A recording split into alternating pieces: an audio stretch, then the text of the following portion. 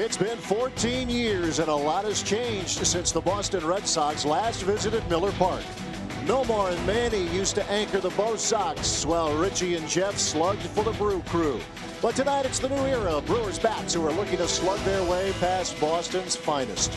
Milwaukee welcomes the Red Sox next on Fox Sports Wisconsin.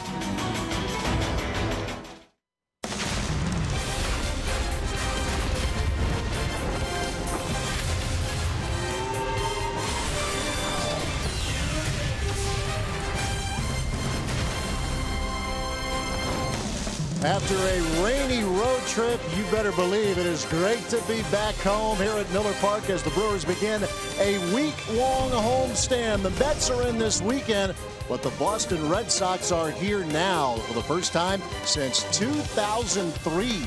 The Red Sox come to Milwaukee to begin a three-game series. Good evening. Alongside Bill Schroeder, I'm Matt LePay. Sophia Minard is our reporter. Well, Rock, this is an interesting series for a couple of reasons. One, it's been a while since the Red Sox have been here, but you have the intriguing matchup. Red Sox with pretty good pitching, and the Brewers with that ability to bash, and that's how they concluded the series in Pittsburgh.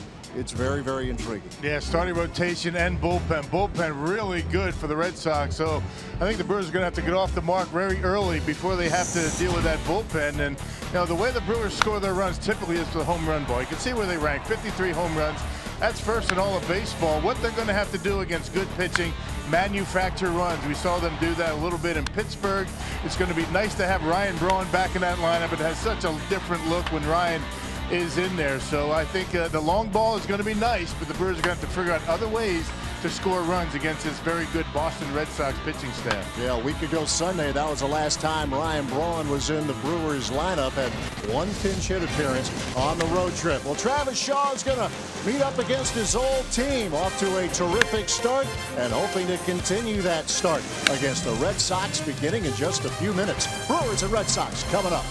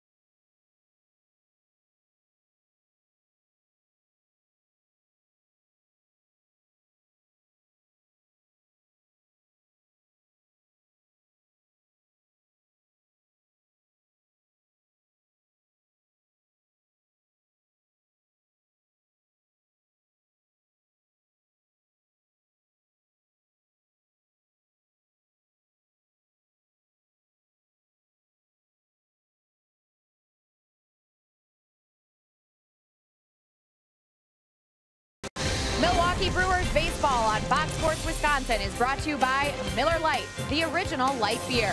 By Hupy and Abraham, voted best, rated best. Hupy and Abraham, tell them you mean business. And by Menards, save big money at Menards on all your home improvement needs. The Brewers are back in Milwaukee after a 6-game road trip through St. Louis and Pittsburgh. We're getting ready for the series opener between the Brewers and the Red Sox. So look at tonight's pitching matchup for the Red Sox. It'll be Drew Pomeranz, a 3-1 record for him on the season, earned run average of 4. And for Willie Peralta, he's gone 4-2 in his first 6 starts, and the earned run average just under 5. Good evening, everyone. I'm Sophia Minner, and as Matt and Rock told you, you have to go all the way back to 2003, 14 years ago, the last time that the Boston Red Sox were here in Milwaukee for a series against the Brewers. But third baseman Travis Shaw is very familiar with this organization. He was drafted by the Red Sox in 2011, made his major league debut with them in 2015, his first full season in the big leagues last year with them. So a look at the December trade that sent closer Tyler Thornburg to the Red Sox. He has not pitched for them as he's on the 60-day disabled list. The Brewers got back Shaw, hoping he's a long-term solution at third base. So while Shaw is excited for the opportunity to play against his former team, he's also very determined to make sure that Milwaukee wins this trade. For me, there was a lot of determination. The end of 2016 didn't go the way I wanted it to. Kind of lost my spot late in the year. I was pretty much the starter the whole year, and then down the stretch, the last 3 weeks of the season, the most important time, they went another direction, and that really motivated me this offseason. And then obviously they don't see you in their future plans, and they get rid of you. That adds even more extra motivation. So for me, it was prove them wrong, kind of prove Milwaukee right in this trade. Shaw has 7 home runs on the season. He'll go for number 8 against his former team. And speaking of number 8, Ryan Braun back in the lineup for the Brewers. We've got first pitch coming up next with Matt LePay and Bill Schroeder right here at Miller Park.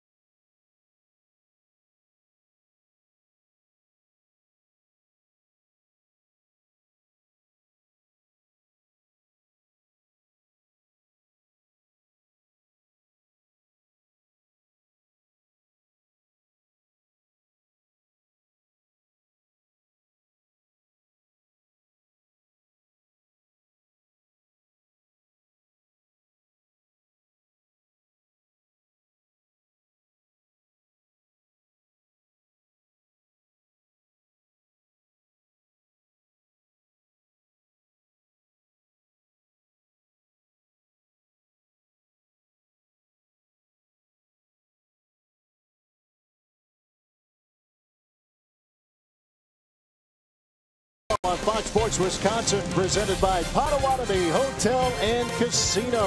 Let the games begin.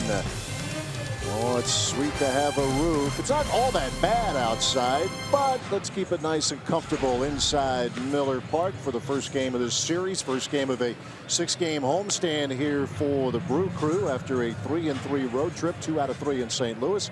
And then getting the final game of the series in Pittsburgh on Sunday. John Farrell's team comes to town with a 17-14 record, a team that many believe will be the favorite, if not the Indians and the Red Sox, perhaps, to win it in the American League. The Yankees may have something to say about that. Here's the Red Sox batting order presented by Potawatomi. Mookie Betts, Dustin Pedroia, Xander Bogaerts at the top. Andrew Benintendi is the cleanup hitter. Mitch Moreland, Chris Young 5 and 6. Sandy Leon hits 7th in catches. Josh Rutledge hitting 8th. Drew Pomeranz rounding out the Red Sox batting order. That's the order that will face Willie Peralta. Yeah, 7th start for Willie, a .488 earned run average so far this year. Took a loss his last time out at St. Louis, 5 1/3, 2 runs in a tough luck loss. It was a 2-1 loss to the Cardinals that day. A no decision in his only start against the Red Sox way back in 2014. Yeah, that was a good pitching duel he had going with Carlos Martinez of the Cardinals. Martinez just a little bit better as Peralta pours a fastball into Mookie Betts. And we are underway here at Miller Park. Now, John Farrell has tweaked the lineup in recent days. Over the weekend in Minnesota, he moved Betts into the top of the order. This is the 3rd straight time he will be at the top of the order this year for the Red Sox, as his team in the month of April was pretty quiet offensively, but it was anything but over the weekend against the Twins up at Target Field, as all of a sudden that lineup shuffling, whatever, the bats have come alive. Yeah, they scored 28 runs in their last 2 games. Whether it's a coincidence or not, it doesn't matter. It worked. You know, Betts a tremendous year last year. The 24-year-old runner-up for the American League MVP. Mike Trout, of course, winning the award. And it was a huge year for Betts. Hit .318 a year ago. On base percentage of .363. It was pretty good in 2015 as well, but last year earned a spot in the All-Star team, and only Mike Trout beat him out to the MVP voting. And here's a pop-up, and Eric Thames sliding over, no play as he went crashing into the railing. Is he all right? Slow to get up as he was sliding to try to lessen the collision, but yeah, went in hard, and that you know, the post that's coming up, you see the little entryway into the dugout. You see that probably hit that right knee on that post, and it's padded but still coming in that hard. It's going to hurt. No matter how big you are, there's not much give there. 2-2 pitch to Betts. He's going to need a little bit of time to shake that off. Hold your breath on plays like that. Eric Thames, obviously a great addition to this team, and a 3-hit day, including his 12th home run of the year on Sunday against Pittsburgh, as Betts sends one to deep left center field, and the Red Sox are on the board.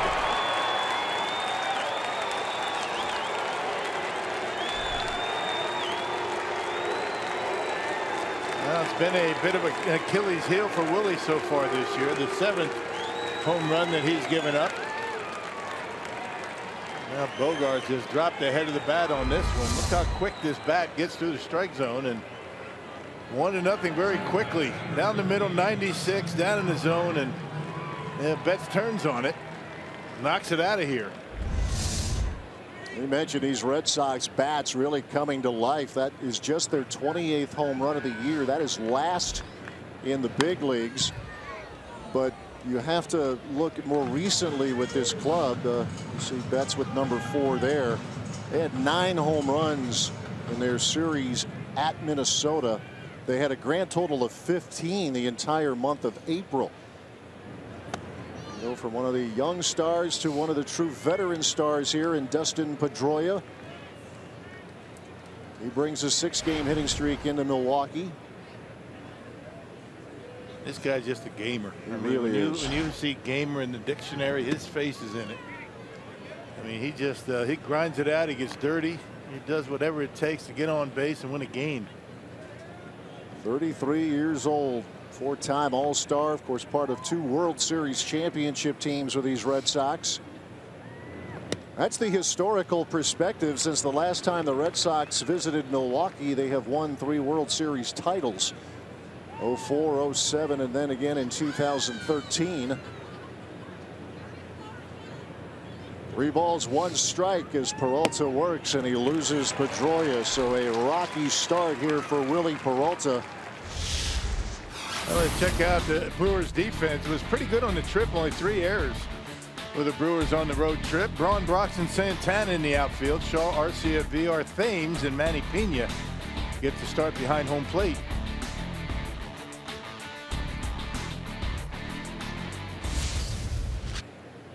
Here is Xander Bogaerts. Talk about hitting streaks. Bogaerts has a good one in progress. He has hit safely in 11 straight games. The shortstop, and an all-star himself a year ago. This is a Red Sox team that had 2 monster innings on Saturday and Sunday against the Twins. They had an 8-run second on Saturday and a 10-run ninth on Sunday afternoon. Yeah, it is just too good an offense. I mean, even on paper, I mean, these guys are going to be able to hit. You know, they're second in the American League in batting average, but just haven't been able to, you know, collect enough runs. But their pitching has kept them close. They're pitching very good. And good. Their bullpen, Craig Kimbrell, has started to show signs of that Craig Kimbrell that made him the big bucks. 0-2 pitch. This is a Red Sox team that right now the Yankees are getting the lion's share of the headlines, and rightly so, with the start that Joe Girardi's team has had. But the Red Sox, a team that many believe as strong a contender as there is in the American League. 17-14. They won 2 out of 3 against the Twins at Target Field. And that is strike 3, and Bogaerts is the first out of the night for Willie Peralta. And nasty right there, that power sinker in on the hands of Bogaerts, and he just watches it go by. Good pitch. Had the height and right on the corner, and yeah, Willie picks up his first strikeout. Not easy to strike out the Red Sox. They have struck out the fewest times of any team in the big leagues. Yeah, it's been a good tester for the Brewers pitching staff, because the next fewest strikeouts belong to the team they just played, the Pittsburgh Pirates. Here is Andrew Benintendi, part of that lineup shuffle, as the young star in the making in the cleanup spot now for John Farrell.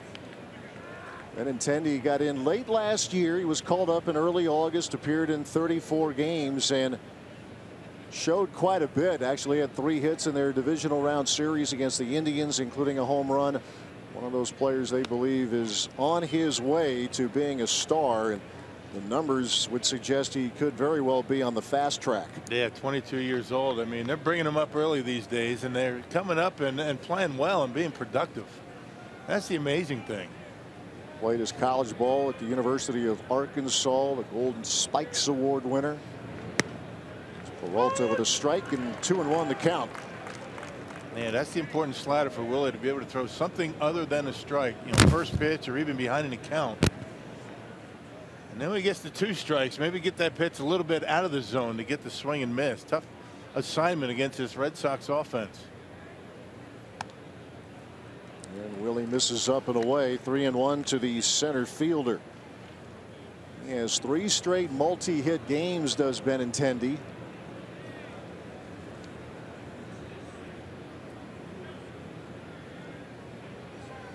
Tough start here for Peralta. Leadoff home run given up to Mookie Betts, a walk to Pedroia, but he gets Bogaerts looking for out number 1, and the 3-1 pitch is downstairs, and the Red Sox have runners at first and second with 1 out. Field and Culbreth, the crew chief here tonight, over at first. Manny Gonzalez calling balls and strikes. Ben May at second. Mark Carlson is the third base umpire, rounding out your crew here for the Brewers and the Red Sox. As Rock mentioned, Willie pitched well. Game against the Cardinals. It was a good duel between Peralta and Carlos Martinez. And the only real bad start that Willie's had was here against the Cardinals back on April 21st. 6 runs in 4 innings. I mean, other than that, he hadn't been too bad. He's had another start, 4 runs in 5 innings, but it's been a good start to his season. Earned run average a bit high because of that 1 start. We will face Mitch Moreland, a former Texas Ranger. So among the things the Red Sox are doing this year is moving on without Big Papi David Ortiz. And With this being in a National League park, we don't see Hanley Ramirez in the lineup tonight, but it looks as though we will tomorrow. You see what Moreland has done. Some pretty good numbers for him. Gold Glove winner last year. 7 years Moreland was with the Rangers. A home run and a couple of walks given up by Peralta to start the night, and he is behind 2 balls, no strikes to the Red Sox first baseman. Yeah, can't fall behind in the count. I mean, that's not brain surgery to say that, but particularly, you know, the way this Red Sox team has been swinging the bats. You know, last time he fell behind 2-0, he dropped a slider in for a strike. Let's see what he throws here.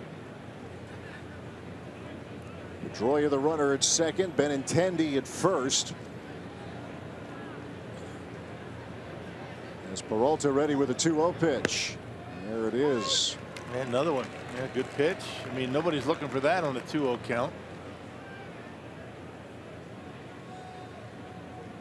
Slider makes it 2-1 to Mitch Moreland. Chris Young is on deck as you look at the Red Sox base runners. Peralta having to battle his way through this first inning.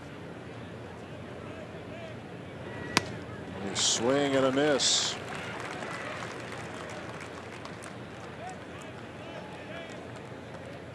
Some of Peralta's best work has come that first time through the batting order. Yeah, first 2 innings he's been pretty good. First time through that batting order as you talked about. Problems come after that. He's run into some early problems here. Let's see if he can battle through it. 2 balls, 2 strikes to Moreland, and that is popped straight back.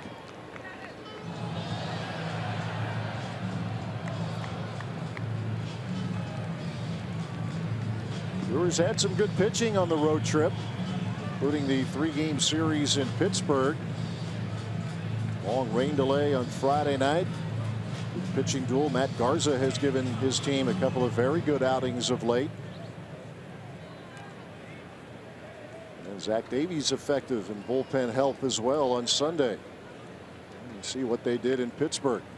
Won just a game. Pirates had good pitching as well, but the Brewers able to salvage a game of the series on Sunday as Moreland goes down swinging for out number 2. Yeah, chasing that high fastball. Back-to-back fastballs for Peralta. He got back into the count after falling behind 2-0 on sliders, and then it's Miss Moreland to chase the big fastball at 95 up in the zone. A couple of first inning strikeouts and a couple of first inning walks from Willie Peralta. In addition to the leadoff home run from Mookie Betts. He'll face Chris Young, 33-year-old, getting an opportunity here. Jackie Bradley still trying to get back into some rhythm. Bradley dealt with a little knee injury and was scuffling coming back. Chris Young swinging a good bat, remains in the lineup. Anticipate seeing Jackie Bradley Jr. as soon as tomorrow, but go with the hot bat right now, and Young is in the lineup. And they've had some major players on the disabled list already. There's a long list, as a matter of fact, with this Red Sox team, and all things considered, they're probably doing okay to be 17-14. List includes David Price. There's a bouncing ball over to Arcia, and the flip over to Jonathan Villar, and that's not bad the way the innings started. The Red Sox pick up a run as Willie works his way through the top of the first.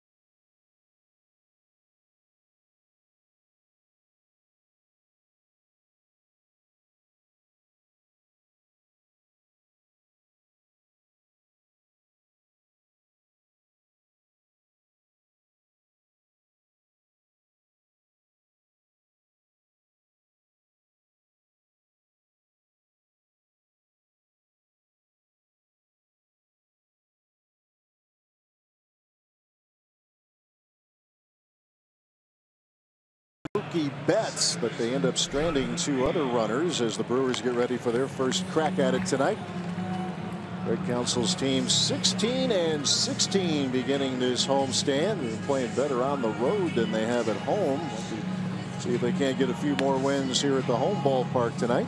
Check out Council's lineup. Presented by Potawatomi. You see Jonathan Villar, as always, at the top, followed by Eric Thames and Ryan Braun back in the lineup tonight. Travis Shaw, the former Red Sox third baseman, gets cleanup.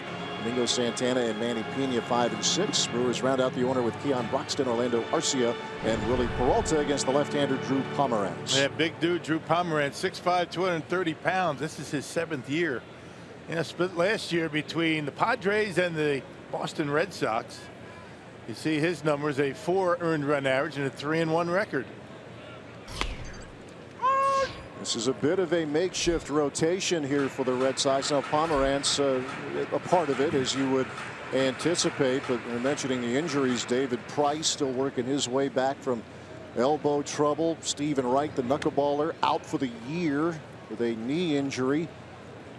They're working through it. They have had great production from Chris Sale.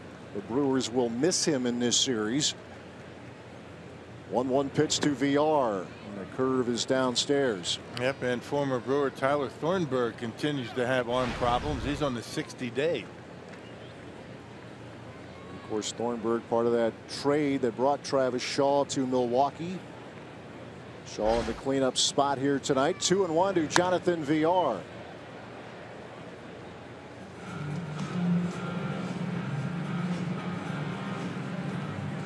Better from the right side than the left. Historically, or certainly that was the case last year, but Villar with just 3 hits in 31 at-bats against lefties so far this season. 2-2 pitch to the second baseman is upstairs. Yeah, Pomeranz basically a 2-pitch pitcher. I mean, fastball, you know, low 90s and a lot of curveballs. I mean, doesn't mess around too much with a slider or changeup. He will cut his fastball from time to time. Payoff pitch to the Brewers leadoff hitter.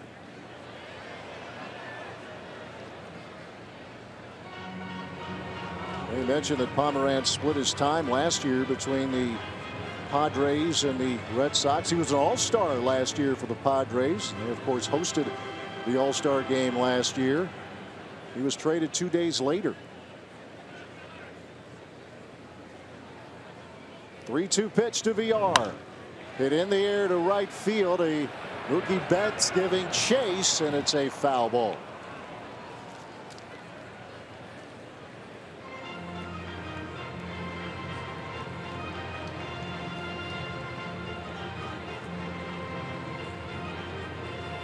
VR had a hit on Sunday. The series finale at Pittsburgh. A tough trip for him in terms of batting average, but did hit a home run in St. Louis. 4 for 25 on that road swing. But the Brewers managed to split their 6 games as Villar draws a walk to open things up in the home half of the first. Well, check out the Menards Red Sox defense. They've committed 26 errors. That's next to last in the American League. Young, Benintendi, and Betts in the outfield. Rutledge, Bogarts, Pedroia up the middle. Mitch Moreland behind home plate, and Sandy Leon behind home plate. Yeah, they've been kicking it around a little bit. That hasn't helped. Yeah, third base has been very vulnerable. Pablo Sandoval, another one of the Red Sox players who is on the DL. Marco Hernandez as well. Josh Rutledge, a Rule 5 pick over there for the Red Sox tonight. Yeah, those 2 guys you mentioned that are on the disabled list responsible for 10 errors. 10 of the 27.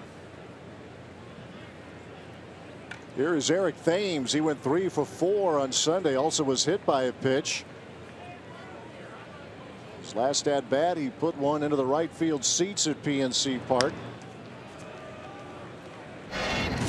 Check it out. It got out of here right now. And like most of his home runs, there wasn't much mystery to it. It was out of here. John Jaso, the right fielder, didn't even bother to move. 12 home runs for Thames. Only Ryan Zimmerman of the Nationals has more. Brewers with 53 home runs, still the most in ball. And one of the nice things about Eric Thames, he's very good against lefties, as is Shaw. He's done a pretty good job against left-handers. Thames 360 against left-handers, and there's a drive. Right center field, and it is gone. Eric Thames, last two at-bats. Pittsburgh and Miller Park goes deep.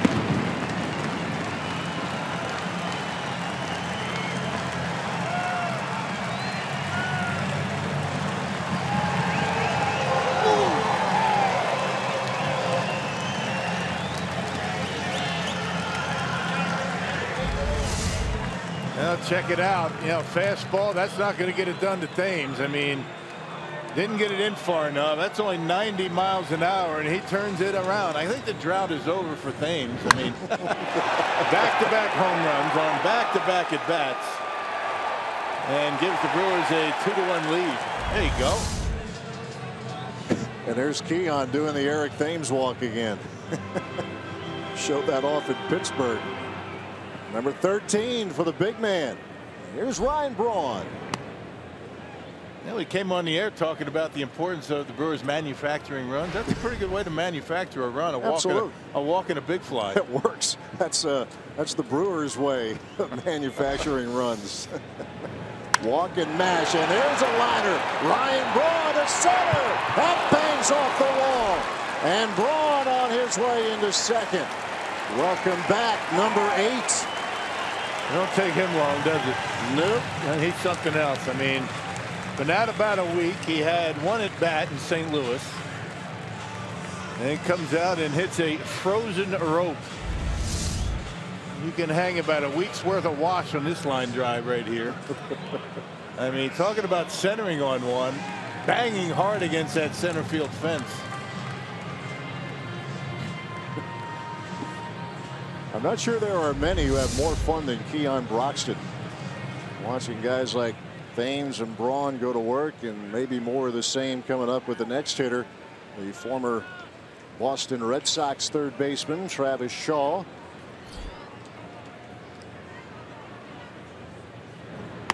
Didn't hide it, and he's looking forward to this series. Telling Sophia Minard like to maybe prove the Red Sox wrong and making the move, and Shaw also points out prove the Brewers right. Right. More importantly. Absolutely. Well, so far he has done that. The 24 RBIs he has leads this team. Actually tied now with Eric Thames. 2-run homer for Thames gives him 24. And that's always an extra incentive for a player who got traded away from the team. And guy was playing a lot. He kind of lost his playing time for somebody else. He saw the writing on the wall and would like nothing better to have a nice series against his former team. He's had a very nice start to his season as a Brewer. With 7 home runs, including one on Sunday. It was a rocket well over the Clemente wall in right field. 2 strikes and nothing as Pomeranz goes to work, and a curve is blooped over Bogart's a base hit. Here comes Braun, and it's 3-1 Brewers. And nice adjustment as that pitch is coming at him. That was a curveball that Pomeranz left up in the zone. Kind of double clutched on it and able to fist it into left field. There it is. You see the way he hesitated. He recognized curveball, let it get in on him, and dumped it out there. Ryan Braun read it nicely and came around to score. That's a good answer to a Red Sox run in the first. First 4 Brewers have reached. 3 have scored. Here is Domingo Santana. Brewers going to work against Drew Pomeranz, and there's a fly ball into right field, but Mookie Betts is there for the first out of the inning.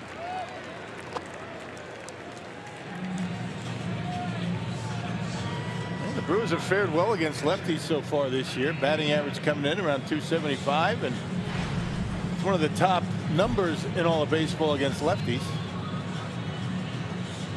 Always nice to have Braun in the lineup when you have a left-hander out on the mound. He wears out lefties. He does. And we've talked about it, and it's obvious, but when you don't have him in the lineup, it changes the dynamic. And as you mentioned, rocking a road trip, it was pretty good work for this team to win 3 games, getting just 1 at-bat from Braun. Man, tip your hat to the Brewers pitching staff. I mean, they did a nice job keeping the guys close, and the first couple of games just couldn't get over the hump, but nice win on Sunday. There's Manny Pena. It's the starting call here tonight.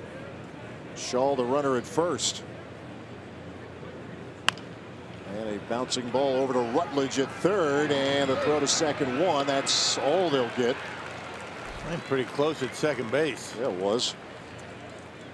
I think if Shaw, slides with the legs out straight, he might be safe. He came in with the legs bent. Check it out. I mean, this is a bit of a risk for Rutledge. And just not able to get that lead leg on the bag. It would have been a lot closer.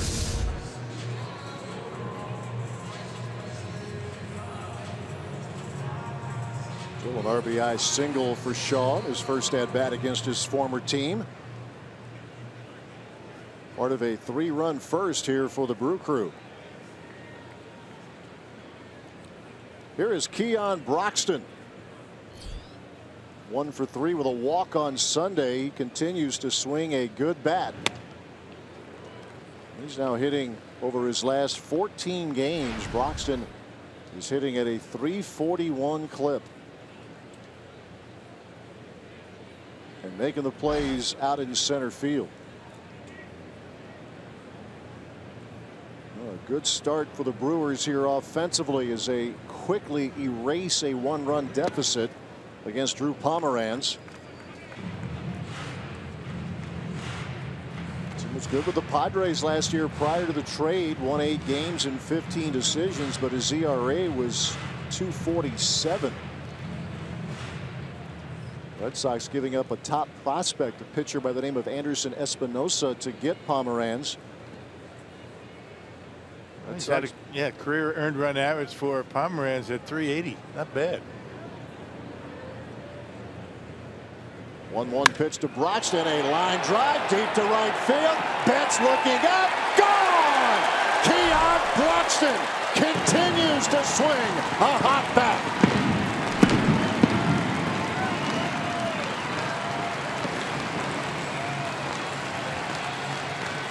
There you go. Nice crooked number for the Brew Crew at first. And what you love about this is where he hit it, the right field, and a lot of guys are going to pull that pitch. 90 miles an hour, middle in, and he goes right with it to the opposite field and has enough on it, enough lift to get it out of here. So the Brewers with a 5 spot in the first inning. Down the line goes Keon Broxton.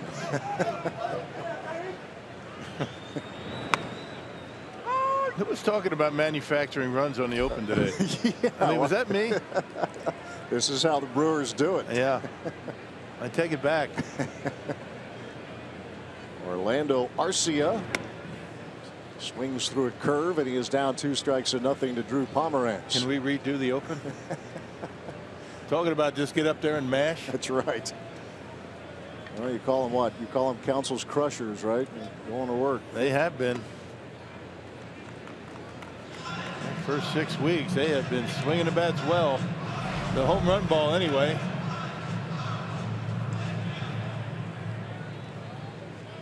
Ball 2 strikes to Orlando Arcia.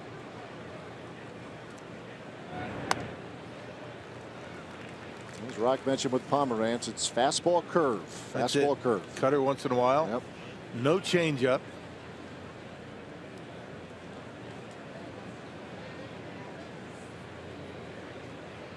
Brewers doing a lot of damage to the Red Sox left-hander right out of the gate.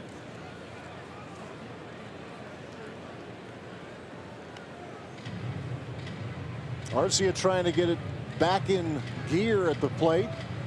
Continues to play very effectively out at short. That ongoing process for any hitter, but especially a young one at this level.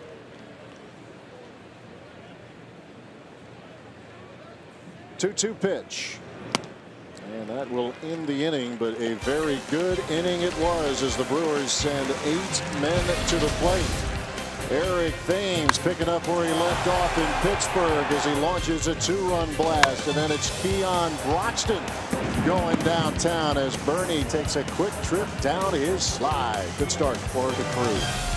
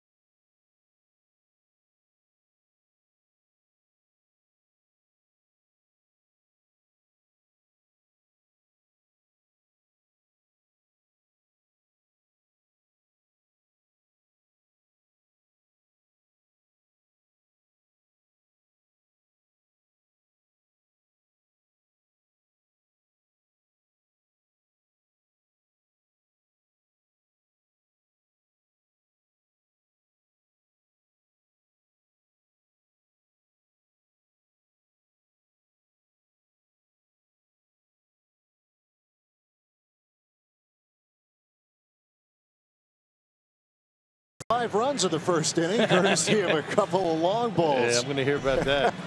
Eric Thames with number 13, a 2-run blast. Keon Broxton also going deep for the home team. 5-1 Milwaukee as we move to the second inning. Well, one of the 5 runs was manufactured. It was. Worked. Yeah, double, single. That's right. Spent a lot of time talking about manufacturing runs today. Conference call and pregame show, and hey, no one's complaining. they come out with a couple of 2-run big flies. There you go. Sandy Leon leads off for the Red Sox. Normally Christian Vasquez catches Pomeranz, but Leon has been on a power surge of his own. He had a couple of home runs on Sunday. He has 3 homers in his last 2 starts, so it only makes sense for John Farrell to keep Leon in the lineup. The bat plays. That's right. 28-year-old handled the position well. They had some injuries behind the plate a year ago. He hit better than 300. Willie Peralta hoping for a smoother second inning than he had in the first, although the damage was only moderate. He gave up a leadoff homer to Mookie Betts, but a couple of walks to Pedroia and Benintendi, but did not suffer any more damage because of it. 2-1 pitch missing to Leon. 7, 8, 9 hitters in the Red Sox order in the top half of the second inning.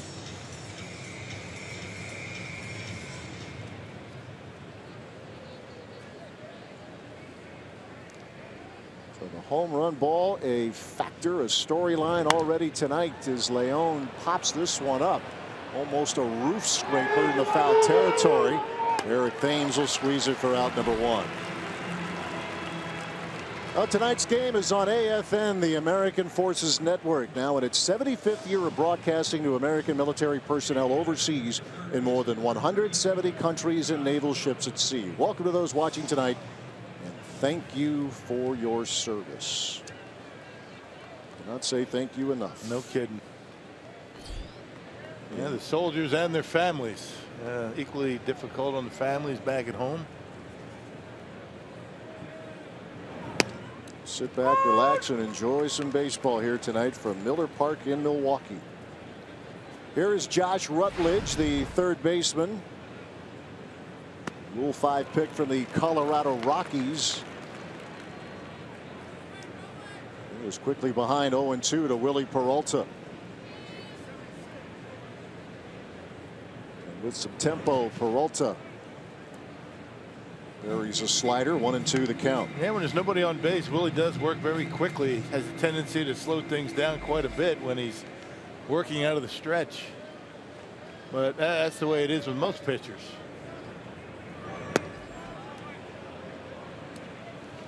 Another slider missing low and away to even the count. 2 balls, 2 strikes.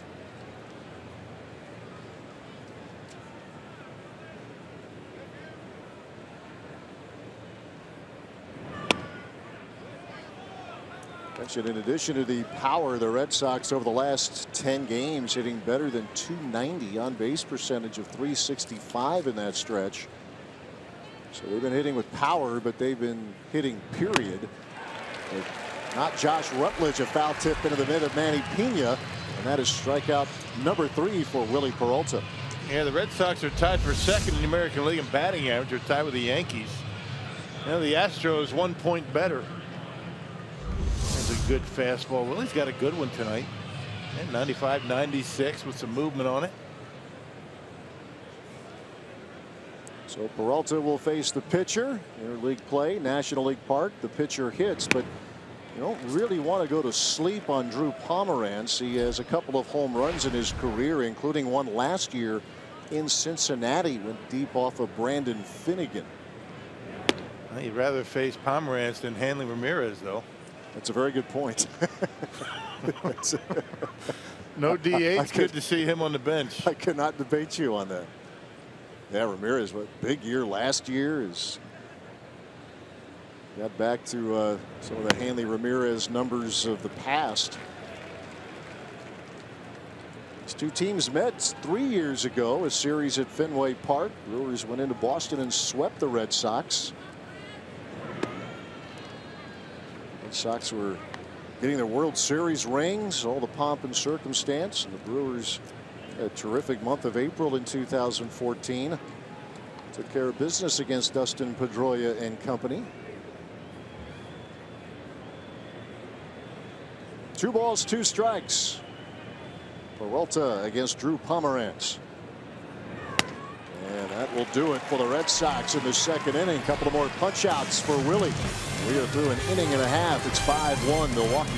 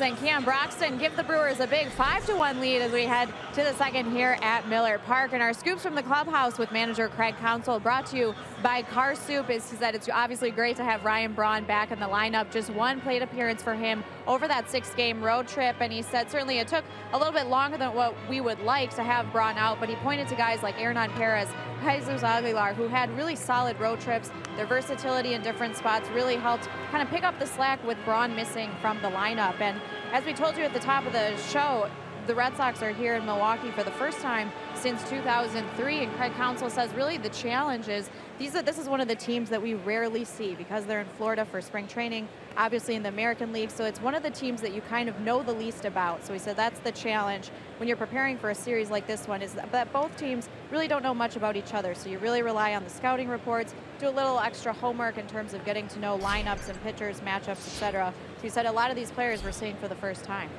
All right, Sophia, thank you very much. Well, one guy they know a lot about, although we won't see him. You saw Tyler Thornburg on the trip, but it's going to be a while before he gets back on the mound. Shoulder issue has kept him sidelined. Did he make one appearance in spring training? Yeah, that was it. He's yet to appear in a regular season game. Of course, part of that Travis Shaw trade. Yeah, last year, really the only season that Tyler was able to stay healthy. And what a season it was for him. Willie Peralta hits one in the air. Shallow right field. That's Mookie Betts, and that is out number 1. Yeah, it was a difference for Thornburg last year. I know we talked about it during the course of the season, where in the offseason before 2016 he could pitch. He could go through the normal offseason process, get himself ready and conditioned to pitch, where the year before it was rehabbing. Yeah, it's a world of difference, and he had a very good year for the Crew. Much different looking Milwaukee bullpen, especially that back end now compared to this time a year ago, but it's been pretty good. When you think about that trade, though, I mean, Thornburg, you get Travis Shaw, you get a couple of minor leaguers, including Mauricio Dubon. That kid, we saw him, Dubon, in spring training. He's the real deal at shortstop. Putting up some nice numbers already in the regular season. Yeah, he had a couple of highlight defensive plays during spring training. Jonathan Villar walked to open the Brewers' first inning. First 4 Brewers hitters reached. It's good to see Villar work a walk. That's just the 11th he has been able to draw so far this year. As that foul tip went off the mask of Leon.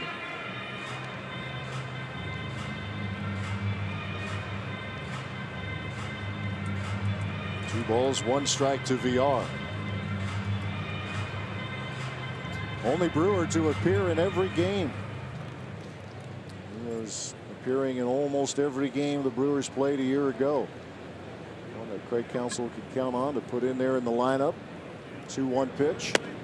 And they need to get him going. I mean, batting average under 200, but I think more importantly, Craig Counsell would like to see that on base percentage go up considerably. Get on with it whichever way he can, because he makes such a difference when he gets on the bases. The 3-1 pitch. Well, it goes back really, Rock, to your point about manufacturing runs. I mean, all kidding aside, if he gets on base, and it can change the dynamic of an inning where, you know, Thames and Braun, they don't have to hit it out of the ballpark. You go gap to gap, and you can create havoc that way. And Darnell Cole's trying to unlock the mystery here and get VR going.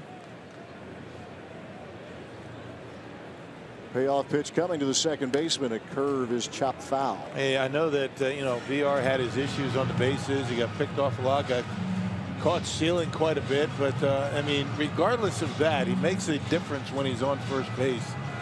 You know, as a former catcher, I'll tell you, when a guy like that's on base, I'm thinking fastball. I want to get the ball as quickly as I can to try and throw the guy out when he takes off. It's a great point you make, and now this catcher's going to have to deal with VR on base again. It's really easy for those of us on the outside looking in saying how much it affects a pitcher, but as you have pointed out, the catcher too. I mean, you call it curveball, and you know, VR takes off. You're not going to throw him out. I mean, really, unless he gets just a horrible jump. So what do? In your mind, you're thinking, I'm going to throw fastball. I want to get the baseball and throw this guy out at second base. So as a result, you know, guys like Thames, guys like Braun get better pitches to hit. Now the 2, 3, and 4 hitters roll to the plate, beginning with Thames, who homered in his first at bat.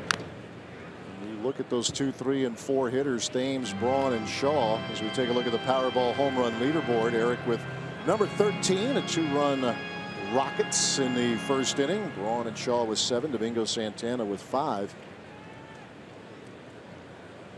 Second, third, fourth, and fifth hitters in the lineup. 2, 3, and 4 alone against left-handed pitching, and really been lights out good here for the Brewers. Look at the numbers Thames has. 2, 3, and 4, 366 as Thames goes the other way. Left center field, a base hit.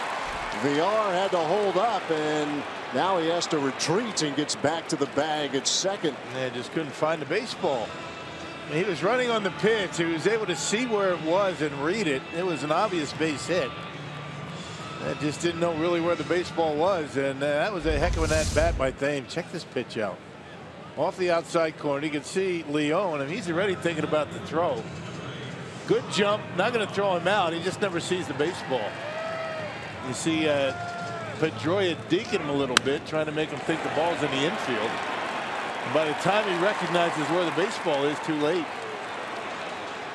That's a good decision by VR. You don't want to be caught going to third base if you hesitate like that, particularly with Braun coming up.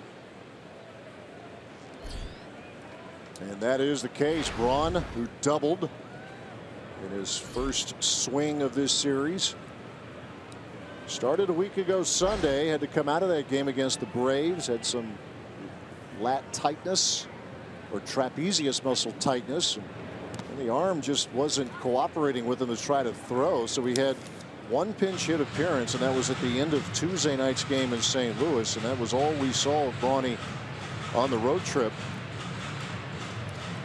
But already a factor here tonight with that first inning double, and eventually scored on the Travis Shaw single. Yeah, but really up to that point, Braun was in the lineup just about every day games after night games, and they just had to sit down and let the body heal a little bit.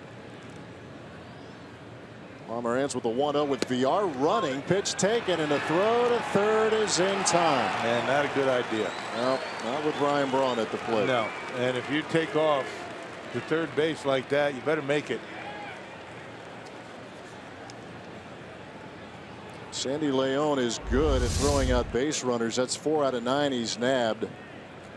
And Braun helped him as much as he could with the bunt attempt. He was just showing bunt, you know, to keep Leon back, so he couldn't get out in front. You can see the tag right there gets him, and he's out easily.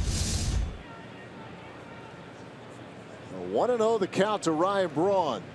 Thames the runner at first. Yeah, that's helping out a struggling pitcher right there. 2 men out. Pomeranz gave up 5 in the first.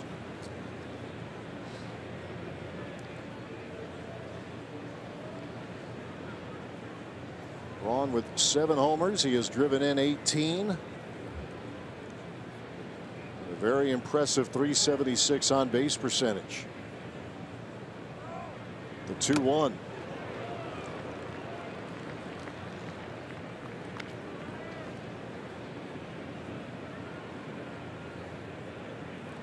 And not often you see Ryan Braun be over aggressive like that on a pitch way out of the strike zone.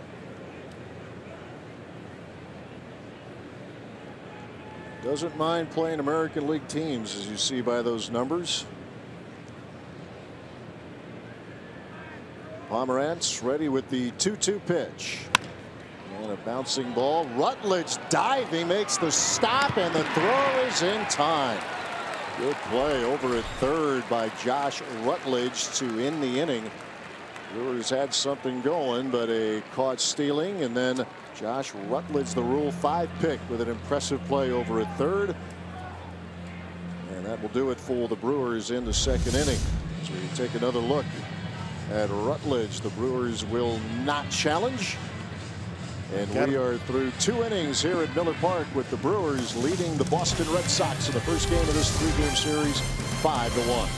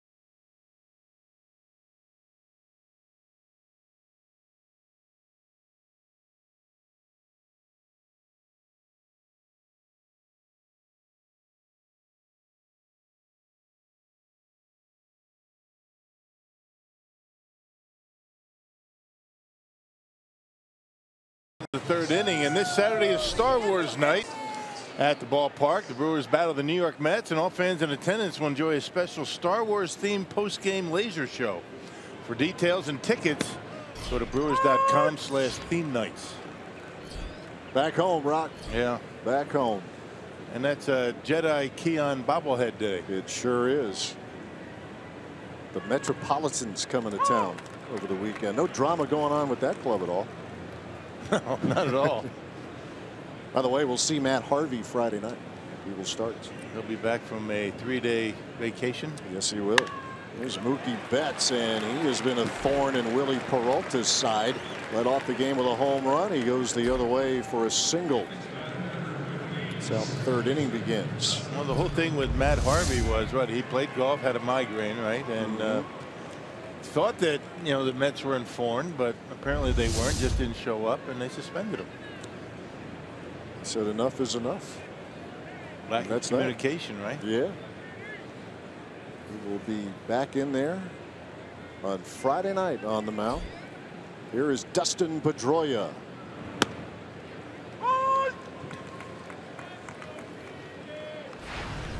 Four Gold Gloves. Four-time All-Star. Former Arizona State Sun Devil. And the Red Sox have had a few things going on. They've already had a heavy dose of the Orioles this season, and the dust-ups began when Pedroia, covering second, was taken out on a hard slide by Manny Machado, and then some beanballs and some tower buzzing going on. And actually, Pomerantz was the starter when the Orioles' Kevin Gausman was thrown out when he hit Xander Bogaerts with a 78-mile-an-hour curve. But the commissioner, as well as Joe Torre, before that game, warned both sides to knock it off, and even a slow curve was enough to get you ejected on that night. I guess their opinion is, well, it'll be over when we say it's over, right? That's right. The slide was not, it was a little bit iffy. I mean, it wasn't, I don't think it was out of line too much. I mean, it didn't end well for Pedroia. There's a bouncer to Arcia. There's VR for one, and the turn, and that's a double play. Nicely done. 6-4-3, 2 men out in the third. Well, a high chopper, you don't expect to turn a double play, but it took Pedroia a while to get out of the box. Nice quick feed over to VR, and certainly he's got enough on the arm to be able to get the out at first. By plenty. Those two guys are quick up the middle.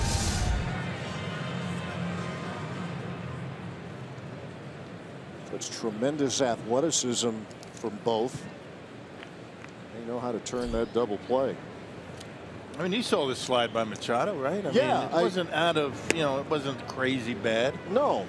It didn't look like he was trying to hurt anybody. Just a lot of guys will go in, slide with their foot up, and it just kind of got him and cost him a couple of days. But the Red Sox pitching staff thought differently. Even Pedroia was not particularly critical of Machado. I mean, you know, this guy, you look at him, he's a ball player, right? Yeah, I mean, gamer. He was okay. And then when pitches got up and in and toward the head, even Pedroia was saying, no, we can't do that. If you're going to hit somebody in the leg, maybe, but when you get up to the tower, then that's a whole other story. And Matt Barnes, the relief pitcher, took a 4-game hit for getting 1-2 up and in, and actually up behind a hitter. Xander Bogaerts, 3-0 the count. Yeah, that's when you know, you really get the ire of the opponent when you start head hunting. That's not good.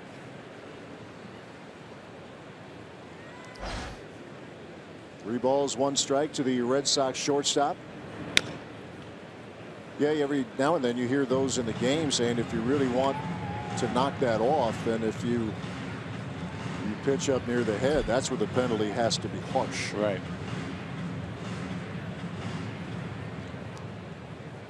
But they had a lot going on when Machado homered last game of that series. It took them, you could time them with a calendar, it seemed, taking that home run trot. But even watching part of a Red Sox telecast, and I couldn't really blame him. I mean, the back and forth that was. Well, what are they going to do? On. I mean, they've been throwing at him anyway, That's right? right. It's he went deep and took the chance to admire it. Make no mistake, though, this is a Red Sox team that a chance to be very, very good. There's a liner right to Jonathan Villar, and that'll do it for the Red Sox in the third inning. We move to the bottom of inning number 3. Brewers lead 5-1.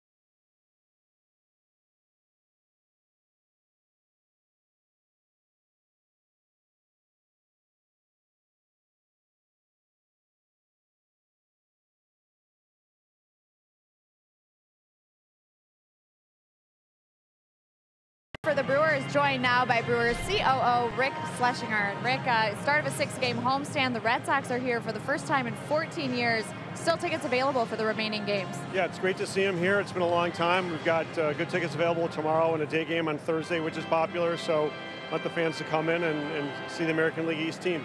The Mets are coming into town over the weekend, and a number of giveaways going on over the weekend as well. Well, we've got 5-county Friday, so half-price tickets for everybody from the 5-county area. Saturday is Star Wars night. We've got a post-game laser show and a Jedi Keon Broxton bobblehead for people who sign up for the ticket package. So it's not an all-fan giveaway, but there are packages available that people can buy, and we'll have fun, a lot of Star Wars-themed events. All right, well, Matt and Rock, we've certainly had our fun with that Jedi Keon bobblehead. So that's coming up on Saturday night. Don't forget to stick around for the laser show. And then also Sunday for Mother's Day, there's the Brewers wristlet. So plenty of opportunities here to get out to the ballpark and get some fun treats while you're here. Absolutely, Sophia. Rick, thank you very much. I think you should maybe get 2 Keon Jedi bobbleheads for your efforts. Hey, we haven't had a lot of fun. I have to correct Sophia. We haven't had a lot of fun with that whole thing. I've been just having a difficult time reading those promos. We've been having fun watching yeah, you've been having fun watching me stumble all over myself, which is nothing new. Travis Shaw, who delivered a run-scoring single in the first inning. Shaw, Santana, and Pena for Milwaukee here in the bottom of the third. Brewers getting to Drew Pomeranz to the tune of 5 runs in the first inning. And a little chopper. That's a fair ball. Leon will make the play for out number 1. And that's a good job by Leon right there. That ball was going to spin back, but he touched it in fair territory. That was very quick to get out of the crouch and grab this baseball. The spin on it, once it bounces here, it's going to bounce back into foul territory. But Leon touches it, makes it a fair ball, and by the time Travis Shaw realizes it, it's too late. Good work by the 28-year-old Sandy Leon. Here is Domingo Santana. Looks at the curve for strike 1.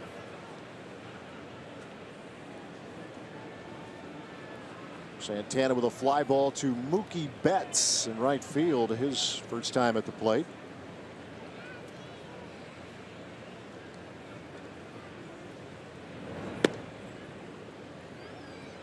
Jim Pomerantz likes to throw the curveball. His father played college ball, Mike, and as the story goes, it was his father who taught Pomerantz the knuckle curve.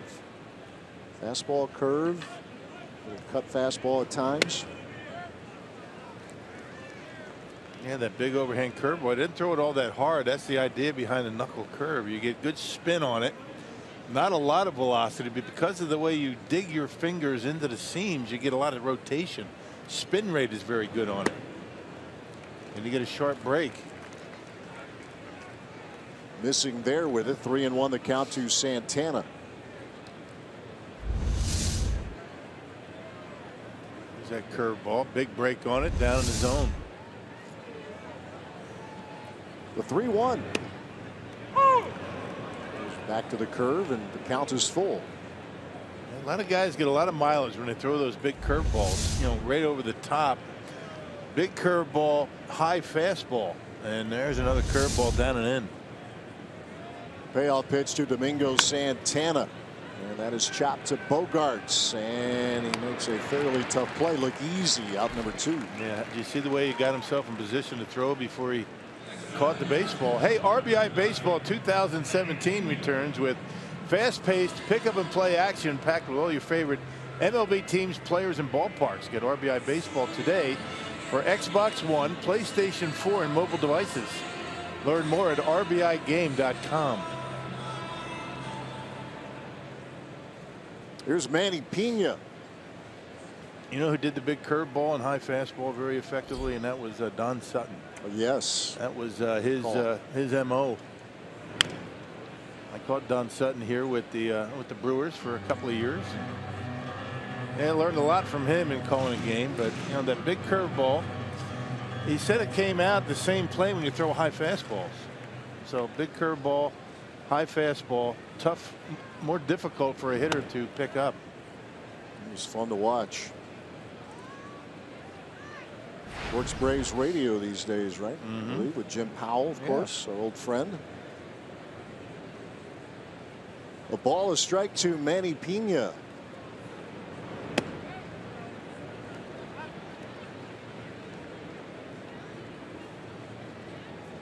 Fieldin Culbreth, the crew chief, the first base umpire tonight. Pena with a very impressive on-base percentage of .369.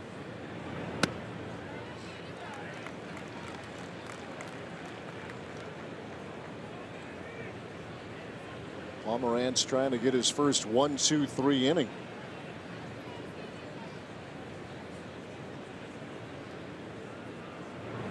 One pitch, another chance for Bogarts, and Pomerantz will get his first 1-2-3 inning of the night. Both starters starting to settle in. 5-1 Brewers after 3.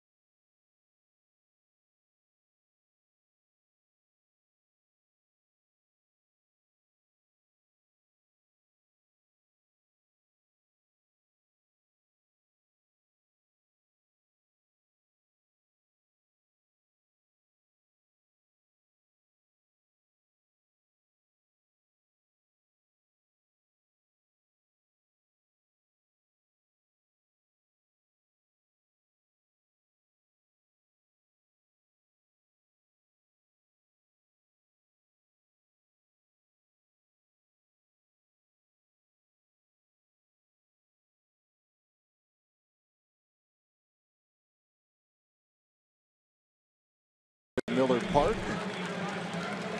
Let's check out tonight's showstopper. playing a split doubleheader out in Denver today. And check out Mark Reynolds. 12th home run of the season. He has been mashing for the Rockies. Off to a great start this year. And then Eric Thames with number 13 as he greets Drew Pomeranz with this bomb. Over the wall in right center. Number 13 for Eric Thames. That's showstoppers here tonight. Thames now has matched Ryan Zimmerman. Well, Mark Reynolds, 12 home runs, and the only reason he's playing, all the injuries out there in Colorado. You wonder what they're going to do when they all come back. To use a cliche, the pleasant problem, right? Right. They're off to a terrific start, 21-12, leading the National League West. Andrew Benintendi leading things off. First round pick a couple of years ago. He has 11 multi-hit games already this season, does Benintendi, including 3 in a row. He walked in the first inning. Peralta out in front of all 2 strikes.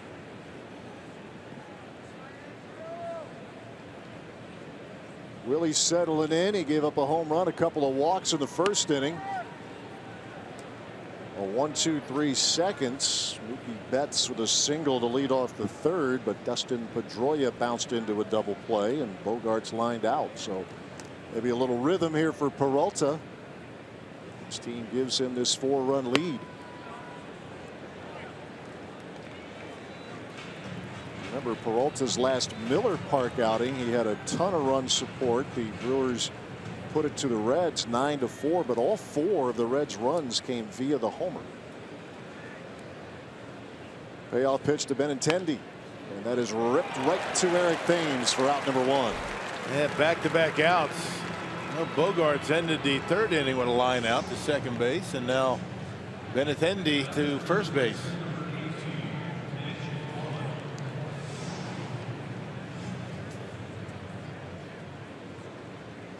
Thames with home runs 12 and 13 in his last 2 games. Sunday afternoon and early on tonight. Here's Mitch Moreland.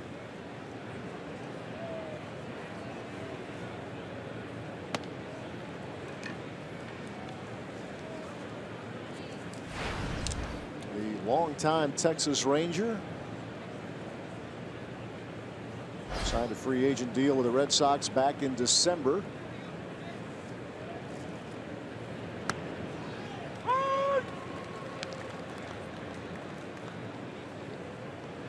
With 22 homers last year, 23 the year before. A couple of bombs for him so far in his first year with the Red Sox. Look out. High and tight.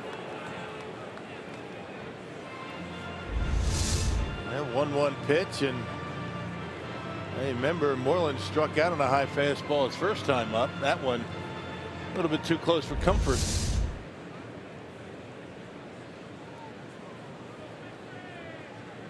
2-1 the count to Moreland, a Gold Glove winner a year ago. And again, Willie works him inside. You talk about the Red Sox, a little bit of a slow start offensively. You have to wonder about the effect of not having David Ortiz on the team. I mean, you talk about a guy that's a difference maker both when he's on the field and in the clubhouse. He's been there a long time, and all of a sudden he's no longer around. And as good as he was last year, you just wonder how many. The fans were hoping he would come back. You wonder in the organization. The reality sets in. He's not walking through the door, right? But yeah. You're thinking, oh, maybe you could talk him in to one more time around. But John Farrell and company working without Big Papi. 3-2 pitch into the shift. That's Jonathan Villar out of the grass, and that's out number 2.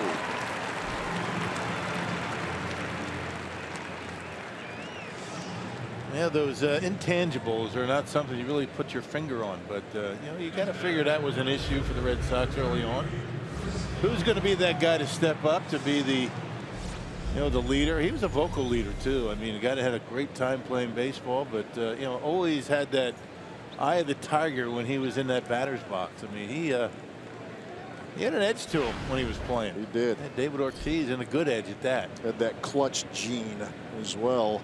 There is Chris Young.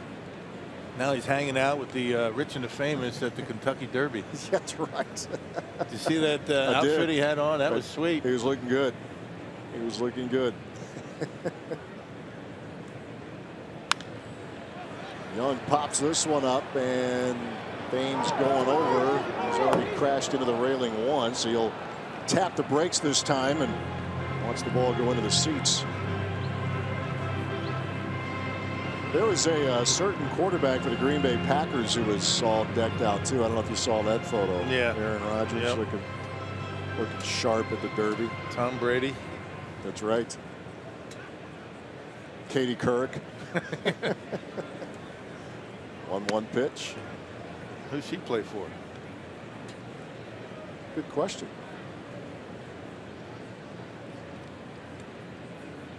Two balls, one strike. Tough pitch to lay off of, but he did.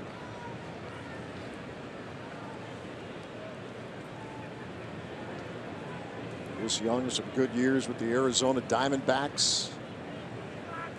Helping out the Red Sox here early this season, and he draws a 2-out walk in the fourth.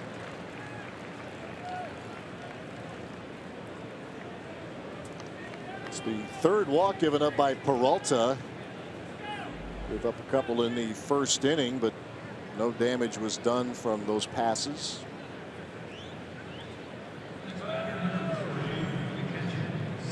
Going for his 5th win is Willie, 4-2. Going into tonight's matchup.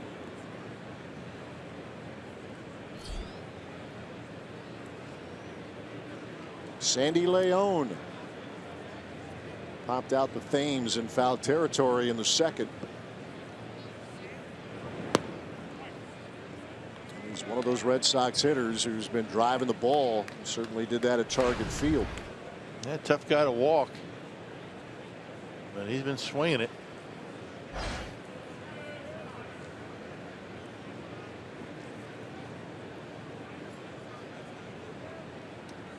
One-0 pitch. Pena digs that out. Man, change up right there. Change up 1-0, and now he's down in the count 2-0.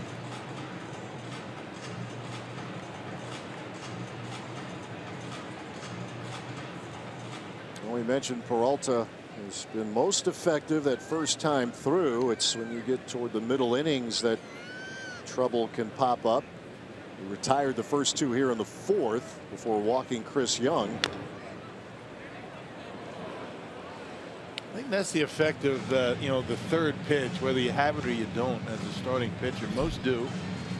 Yeah, Willie's been trying to come up with that third pitch to change up. He threw one to Leon here. Change up. He'll throw maybe a curveball from time to time, but he's basically the fastball slider. That first time through, you might be effective, but it's always nice to be able to pull something else out of your pocket as you get through the game. 2-1 pitch, hit hard, but right back to Peralta. And that'll do it for the Red Sox in the fourth. Making some good contact, but Peralta there to handle that comebacker. And we are through 3 1/2 at Miller Park. Peralta and the Brewers lead the Red Sox 5-1.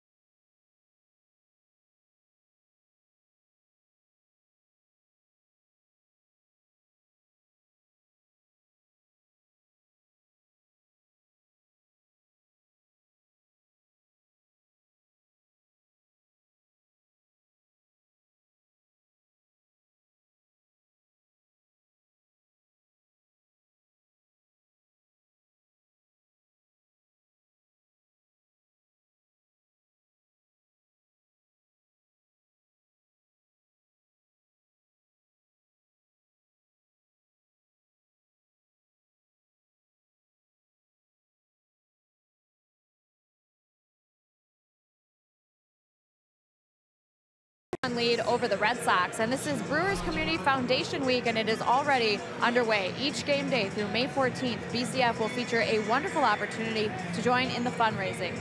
You can head to the third base side on the field level if you're here at Miller Park this week, or you can visit brewers.com BCF Week to see how you can make a difference in the community. All right, Sophia, thank you very much. We move to the bottom of the fourth. 7, 8, and 9 in the Milwaukee batting order. Keon Broxton leading off against Drew Pomerantz. Brewers got him for 5 runs in the first inning, but Pomerantz settling in, and Broxton had a hand in that 5-run first.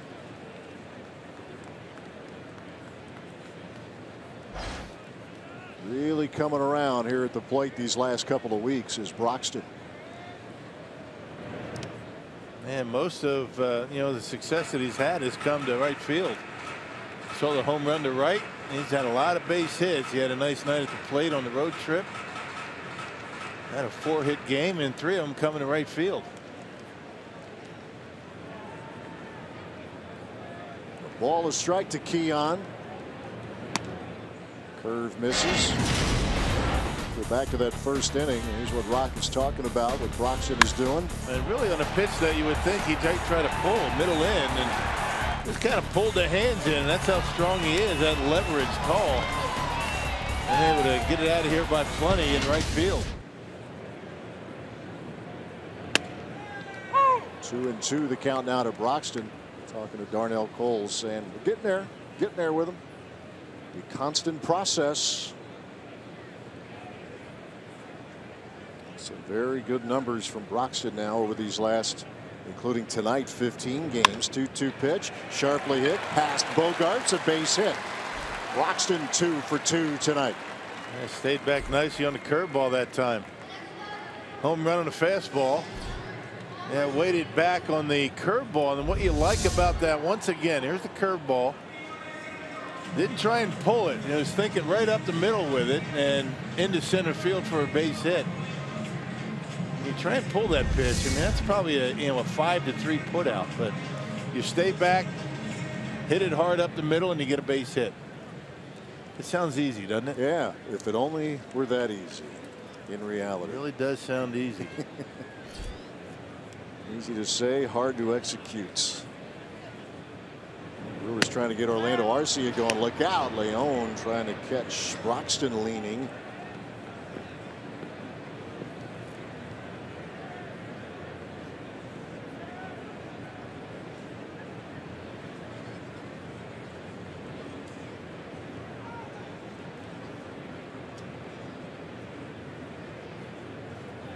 Arcia struck out in the first.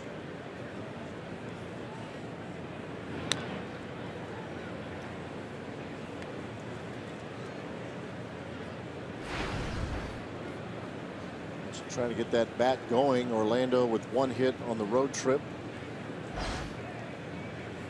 But he has had some very good stretches, and see if he can get into one here coming back to the home ballpark.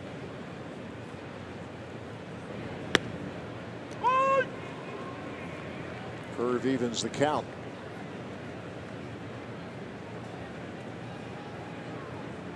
Pomerantz, the 5th overall pick in the draft for the Cleveland Indians in 2010. That was the year Bryce Harper went #1. Jameson Taillon was the 2nd overall pick, and there's been big news involving Taillon this week, the Pirates pitcher. 1-1 pitch, Broxton running. It's taken a ball, the throw to second, and that's swipe number 8, and it goes through and into center field. Broxton on his way to third, and he's in. Stolen base and an error has Keon Broxton to third. Man, that's what happens. The catcher tries to make up for a good jump, and the Brewers apparently have something on Pomerantz. That's the second really good jump that they've had tonight. Now, you make matters worse when you try and quicken your delivery to second base. You can see the ball, kind of sails on him. One hops Pedroia, and see Broxton recognize it in time to get to third base. So there it is, number 8 for Broxton in 11 attempts. He's the runner at third with nobody out. Red Sox bring the infield in. 2 balls, 1 strike to Orlando Arcia. trying to bunt a curveball and fouling it off.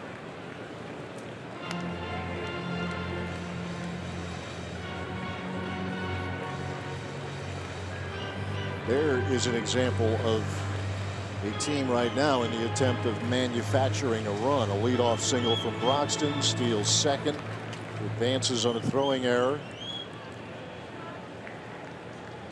See if Arcia can put the ball in play. Infield in for the Red Sox. Pomerantz with the 2-2.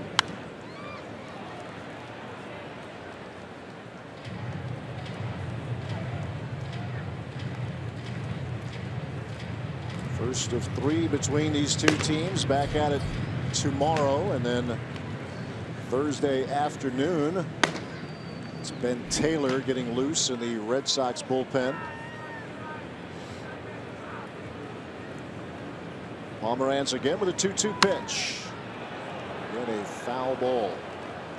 Heads up in the crowd. Plays all right.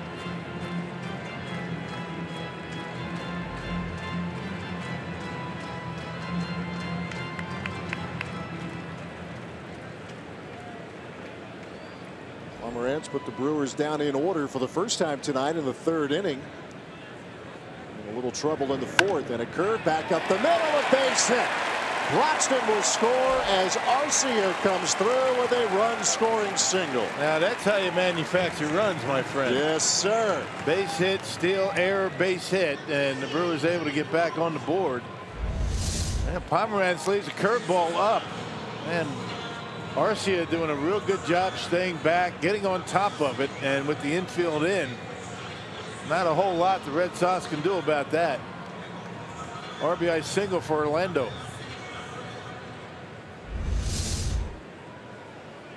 And he now has 10 RBIs on the year, and that brings Willie Peralta to the plate. 6 runs on 7 hits for the Crew tonight off Drew Pomerantz. And Willie trying to lay one down and fouling it.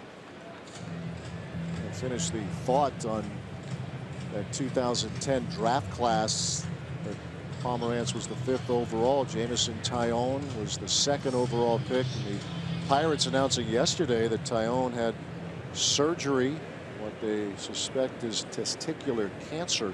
Right. When on the disabled list, the club announced it on Sunday when the Brewers were in town.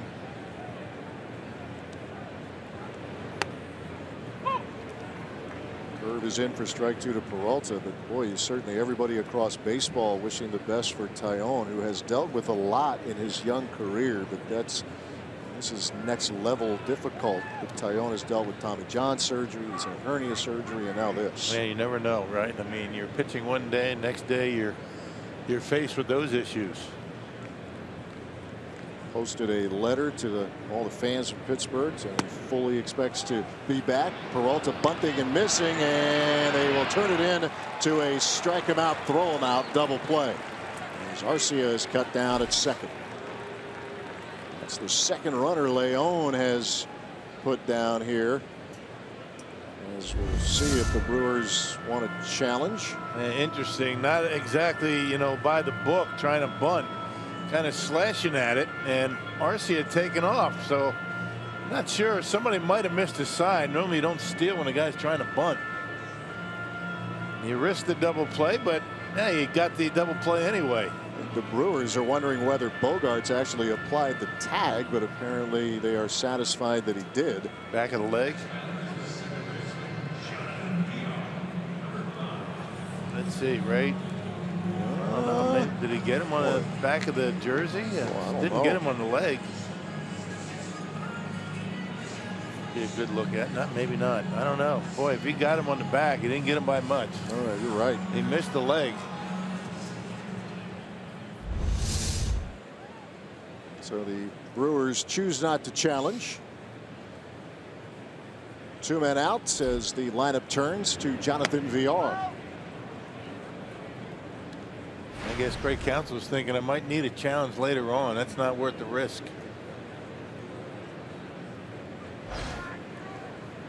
See the night so far for VR. A couple of plate appearances, a couple of walks, and a swing and a miss on another Pomerantz curveball.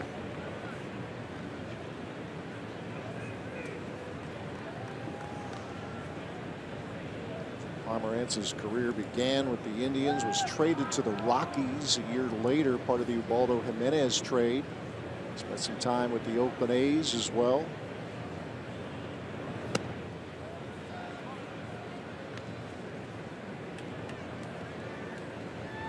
And an all-star year last year with the San Diego Padres. 2-1 to VR.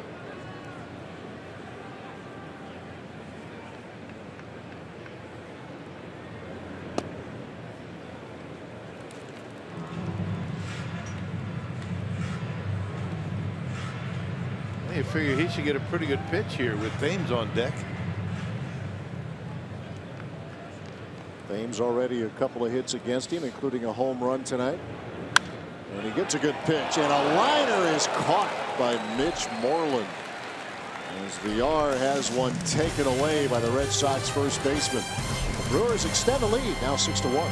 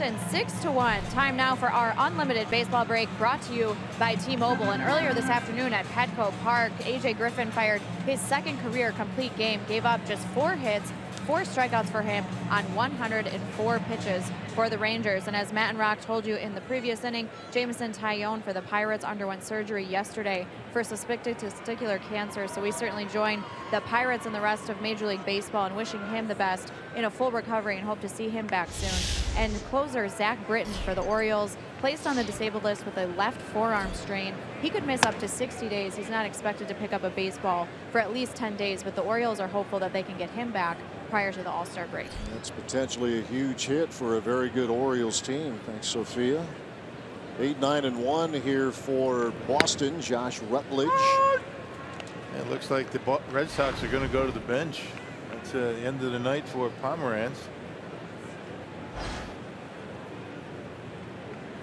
Gave up 6 runs in 4 innings. A bouncer. VR charging, and that is out number 1.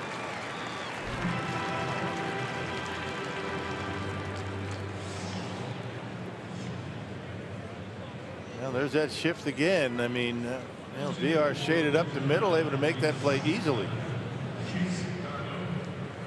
Even when you haven't played a team for a while, you've got information. The scouting is, you can't hide. No, you cannot. You just can't. Video and your advanced scouts, and boy.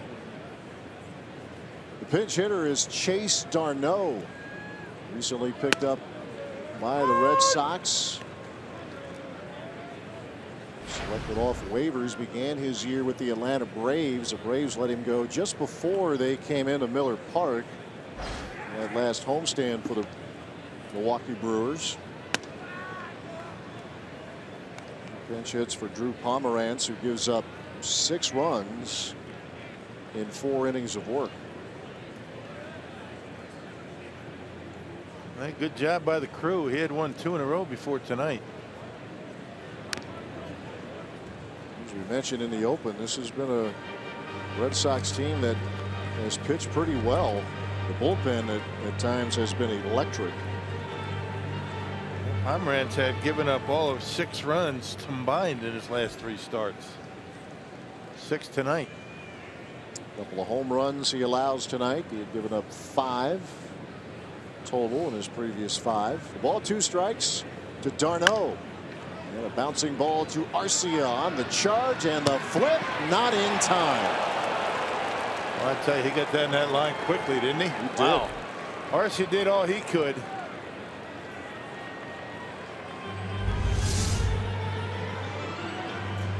Boy, that's a good call at first base. Field and Culbreth on the call, and Brewers just want to take a look at it, but I don't think they're going to challenge that.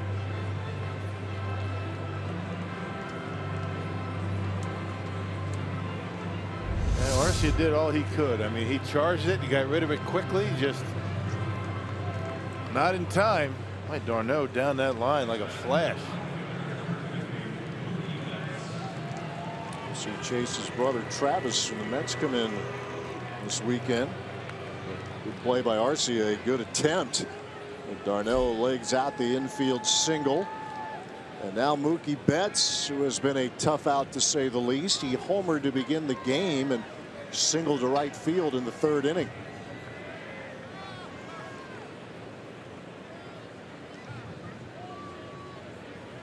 That leadoff spot and the way he's hitting may be there for quite a while. Yeah, that was a good shakeup by John Farrell. Switching up Benintendi and Mookie Betts. It's worked pretty well. That home run is 9th career leadoff homer. The ball, no strikes rather, to Mookie Betts. This was how the night began for the Red Sox. Yeah, fastball right down the middle of the plate and line drive out of here. But Willie was able to minimize the damage, only allowing the 1 run.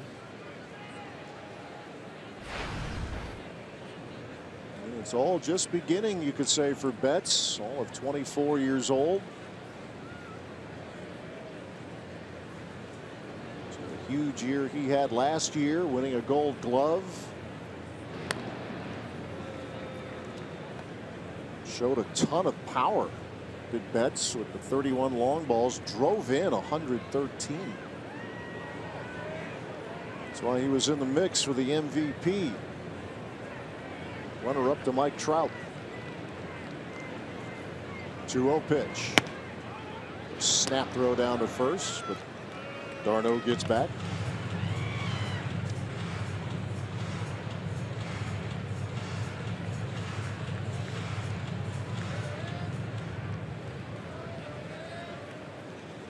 Red Sox trying to chip their way back into the game. See how Willie handles these middle innings. You just don't want to throw a cookie down the middle on a 3-1 pitch. He did 3-0, but not the way this guy's swinging the bat. You got to be careful here. 91st pitch of the night coming up for Willie Peralta, and that is strike 2 call. Nice slider. Wasn't looking for that.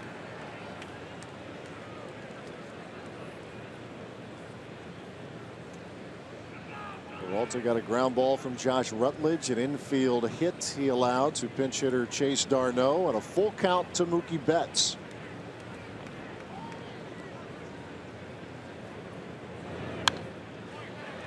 Betts fouls this off.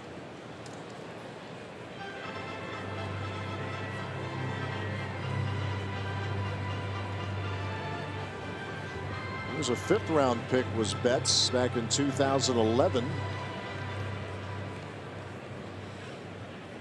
Born in in Nashville, Tennessee.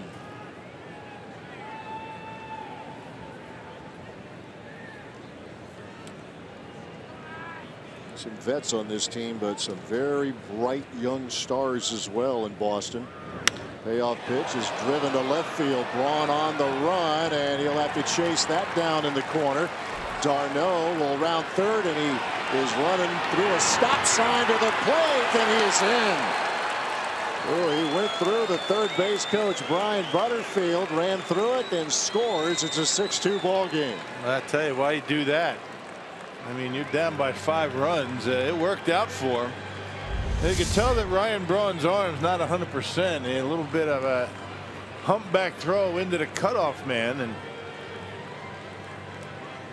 run scoring. Mookie Betts likes the ball down just for future reference. His home run was a pitch down. That ball down in the zone, and he golfs it down the line. And check out the throw by Ryan. Just doesn't have much on that ball. And pretty close at home plate. You know, a little bit too close for comfort if you're a Red Sox, with down by 5 runs.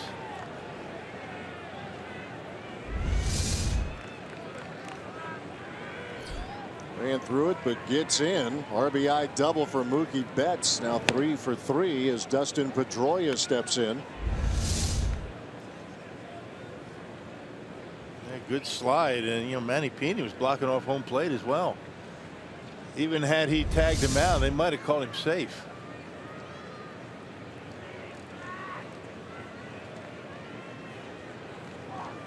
Pedroia hit into a double play in the 3rd inning. He walked in the 1st.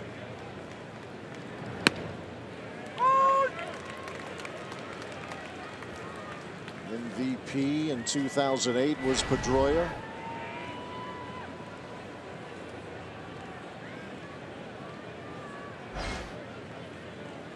Red Sox now with 4 hits tonight. 1-1. And there's a liner. That's down the line and right, and that's going to be extra bases. Betts will score. Pedroia into second. Back-to-back doubles as the Red Sox are getting back into the game. Yeah, not a bad pitch by Willie. Might have been up a touch, but it was right on the corner, and Dustin Pedroia goes right with it, right down the right field line.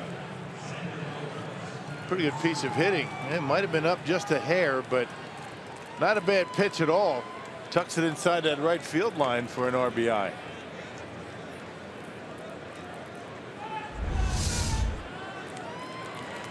Pedroia now with 13 RBIs on the year, and Craig Counsell's going to make a move. Carlos Torres had been up, getting loose.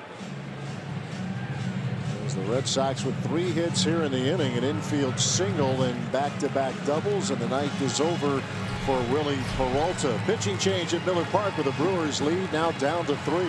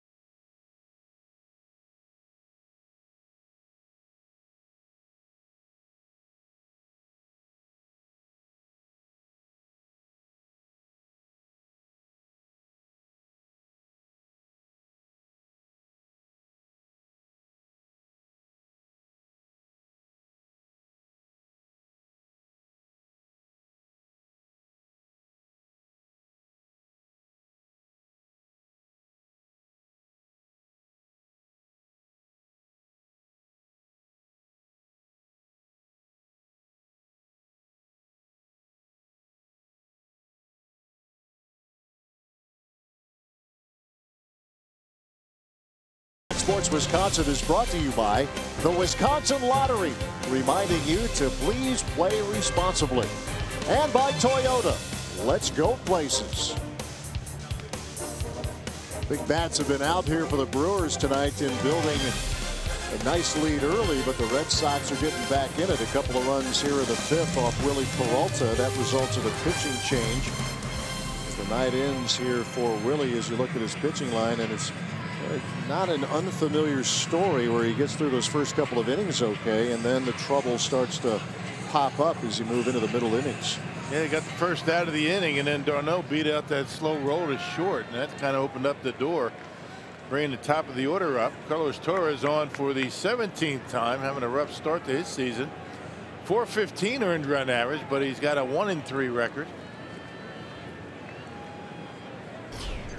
Took the loss on Saturday night in that 10-inning game against the Pirates in Pittsburgh. It was quite the pitcher's duel. Pittsburgh ended up winning it 2-1. A Josh Harrison walk-off single. He faces Xander Bogaerts with Dustin Pedroia, the runner, at second. Both starting pitchers are done for the night.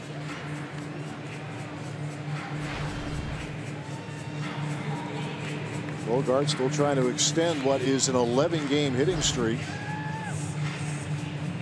Hitting at a .381 clip in that stretch. Not sure how many hits Willie Peralta gave up on the slider tonight. They're all fastballs. Yeah, Mookie Betts like the fastball down. Pedroia fastball away. And a little chopper. This is going to be a tough play for Arcia, but he makes it look pretty easy for out number 2. Pedroia moving to third. Such good balance for Orlando Arcia coming in on a play like that. Tough part of that play is to straighten yourself up and get off a good throw. He does that as well as anybody. Smooth. So smooth out there is Arcia. 2 men out. Here is Andrew Benintendi.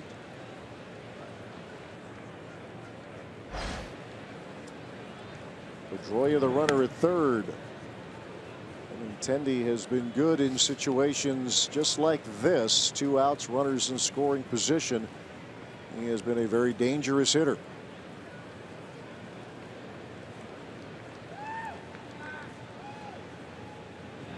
One-oh pitch, and there's a drive deep to right field, and that is off the wall. Pedroia will score. Benintendi to second. Third double of the inning for the Red Sox. It's now a 6-4 game. Yeah, Brewers fortunate right there. That ball was sinking as it got out to the wall and right. That ball right down the middle of the plate at 92, and Benintendi hammers it on the line. Fortunate that he didn't get underneath it. That would have been well out of the ballpark. Right off the top of the wall. And now it's a 2-run game. He was feasted on those 2 outs with runners in scoring position. .364 his average, and it only goes up after his 7th double of the year. RBI double. So a 3-run 5th here for Boston. Here's Mitch Moreland, a strikeout and a ground ball so far in this game.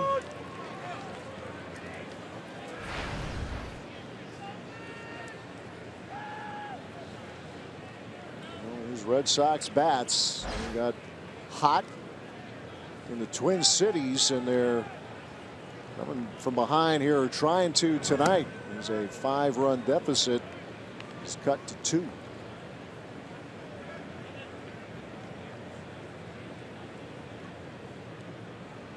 They just can't make mistakes down the middle of the plate with these guys. The way they're swinging the bats, can't make mistakes down the middle of the plate to anybody. Torres with a 1-1 to Moreland. And he held up. Mark Carlson, the third base umpire.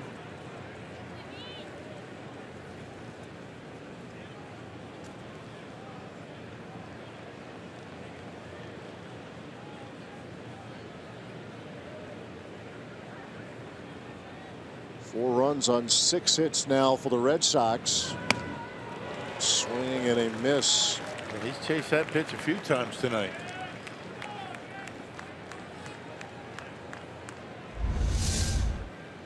Well, just a bit above the strike zone and right underneath.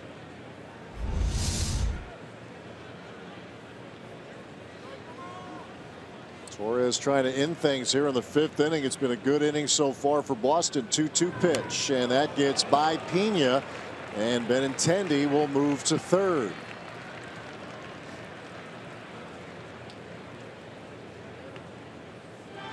Held on to that one just a little bit too long, did Torres, and almost getting a piece of Mitch Moreland right off the end of the mitt for Pena.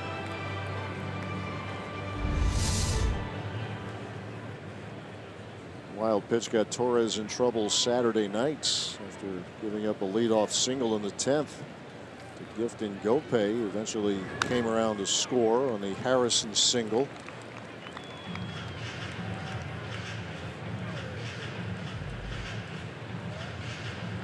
So both starters had an inning or two where they looked like they were in rhythm, but Brewers got 5 of their 6 runs off Drew Pomerantz in the first, and Red Sox with an early strike against Peralta with the Mookie Betts homer, and then they get it rolling again in the 5th. It's about as early as you're going to see Carlos Torres in a game. 5th inning. That's right. It is very early. That's how important Craig Counsell figures this inning is, to hold him down. And a walk to Moreland, so this 5th inning will continue.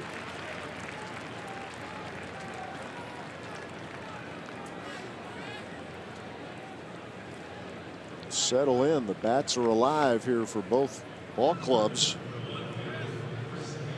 Now Chris Young to the plate.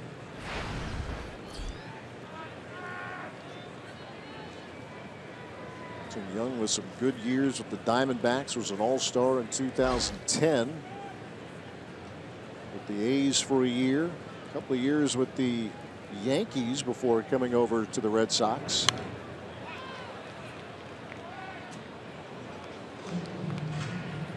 Talk about the veteran presence he brings to this club. Again, Jackie Bradley Jr. in scuffling since coming off the disabled list. We expect to see Bradley Jr. in the series, with Young getting some time out of left field again. Get into a fielder's choice and then walk to the 4th inning. Benintendi the runner at third, Moreland at first. And there's a hot shot, but the Brewers have the infield shifted perfectly. Villar with the throw to first, and that'll do it for the Red Sox in the 5th. But they score 3. We got a game here at Miller Park. 6-4 Brew Crew.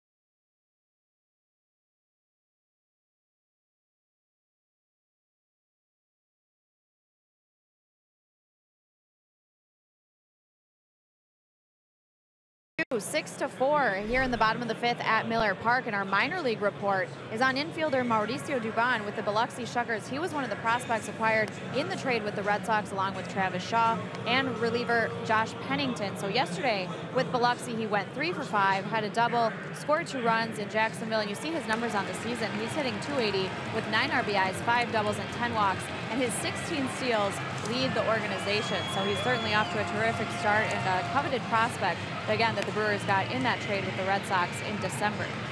Hey, right, Sophia, an exciting young shortstop in this Brewers system, Mauricio Dubon. Well, bullpen game again as the Red Sox turn to Fernando Abad in the bottom of the 5th. Yeah, this is a very good bullpen for the Boston Red Sox. 3rd best as far as earned run average goes in all of baseball. Well, it starts with Abad here today. 11 appearances now. This is his 11th appearance, and he's worked in 5 or now 6 of the club's last 11 games. Lefty.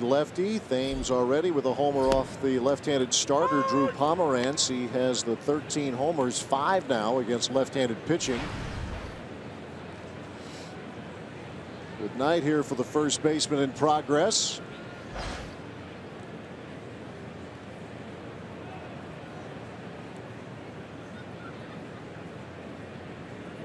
One strike pitch to Thames, little tapper, back to Abad, and there is out number 1. Hey, spend Mother's Day with the crew as the Brewers host the Mets this Sunday at 1 o'clock. The first 20,000 fans at the ballpark will get a Brewers wristlet courtesy of Boston Store. Plus, kids 14 and under eat free. For details, go to brewers.com/promotions. That would look good walking around the next road trip. You in a Brewers wristlet? Me in a Brewers wristlet? Yeah. I will if you will. We'll take a pass on that. Of course it's for the ladies. Of course. Great Mother's Day gift. I think. At the ballpark.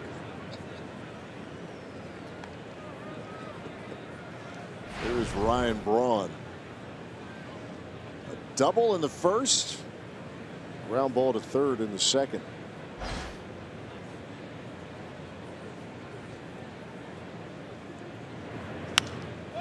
And Braun pops this one up. Xander Bogaerts backpedaling. 2nd out of the inning. Yeah, about a big guy, but he's got good off-speed stuff. He's got a good curveball. The changeup for Abad is very good. Not overpowering, 6'2", 205 pounds, but looks a lot bigger than that, doesn't he? Out of the Dominican Republic. He really does, yeah. It was a deadline deal move that the Red Sox made. He was with the Twins last year. Around Astros, Nationals, A's.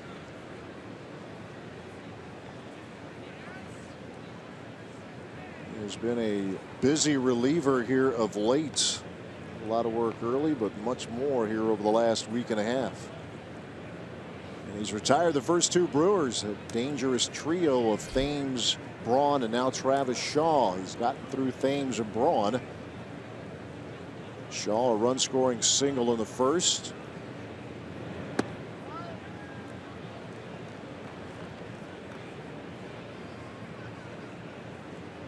A 6-1 lead became 6-4 as the Red Sox scored 3 times in the top half of this inning.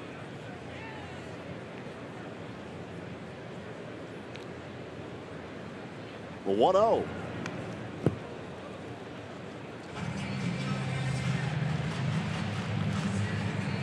Former Boston Red Sox Travis Shaw had a very good start with the Red Sox last year. First couple of months went very well.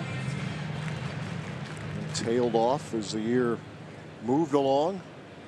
Off to a terrific start here with the Brewers with the now 25 RBIs.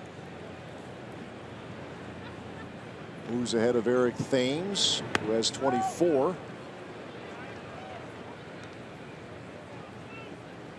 And his success against left-handers has been very positive. Craig Counsell has no problem keeping him in there against lefties. And he and Thames, that gives good continuity to the lineup. It really does. That confidence that your manager has in you. 2-1 pitch. You don't want to have too many platoon situations on a team. Shaw came in against left-handers at 323. Not too shabby. Not bad at all.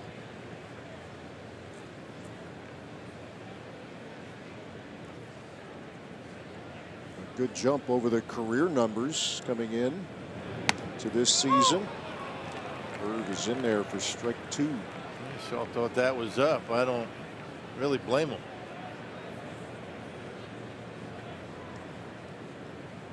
A full count to the Brewers' third baseman with 2 outs and the bases empty. You see that last pitch, misses his own.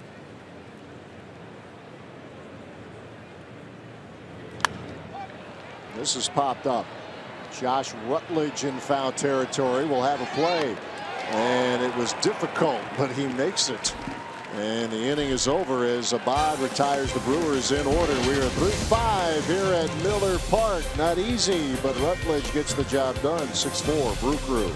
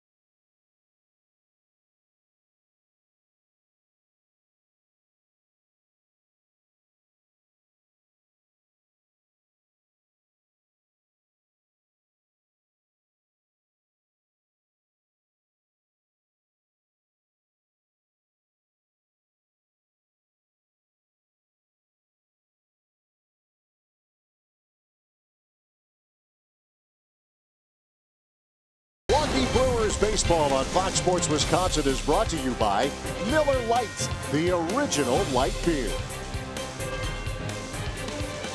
6-4 Brewers lead the Red Sox. Eric Thames has had some things to smile about tonight. A couple of hits for him so far, including a home run. If this game got tight, the Red Sox putting 3 on the board in the 5th inning. And they have pulled to within 2 as the bottom of the order now will come up. Carlos Torres will stay on here for the Brewers as we move into the 6th inning. Oh, Rock, you're right. Good point to be made about Torres. We saw him in the 5th. Willie Peralta goes 4 1/3 and gave up the 5 hits and the 4 runs. But 6th inning is the earliest normally we have seen Torres, and depending on the flow of the game, we could see him in the 7th or the 8th. And that's the problem you have when your starter's not able to get, give you 5 innings, and now your bullpen is going to be active early. Good curveball right there from Torres. Brewers have activity in their pen. John Marinez getting ready.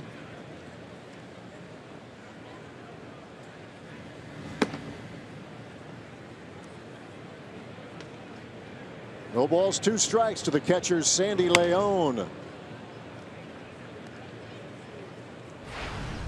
Foul pop and a comebacker to Peralta in the 4th inning.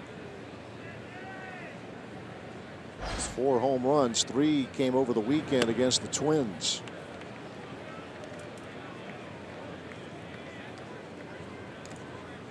Red Sox have stranded 5 runners so far tonight. 2-2 from Carlos Torres. Wafted in the air to left, and that will carry out of play.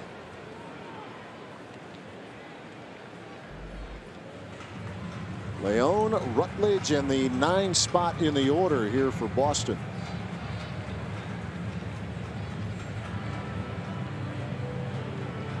Keep in mind, if this game stays tight late, they have Hanley Ramirez available.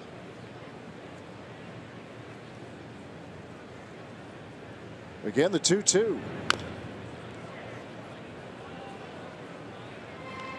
Seems to be the way to attack the Red Sox with the off-speed stuff. All their damage has come on fastballs tonight. Of course, fastballs weren't very well located. The Red Sox with 3 doubles in that 5th inning.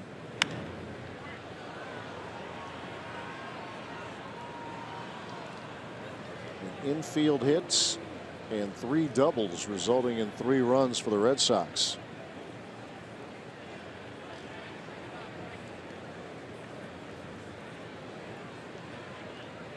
Two balls, 2 strikes.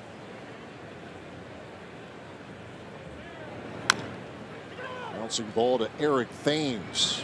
Feed to Torres for out number 1. In support of Mental Health Month this May, Fox Sports Sports is proud to team up with NAMI, the National Alliance on Mental Illness, and their commitment to replacing stigma with hope and improving the lives of families and those affected by mental health conditions. Learn more about how to be stigma-free and visit foxsportssupports.com.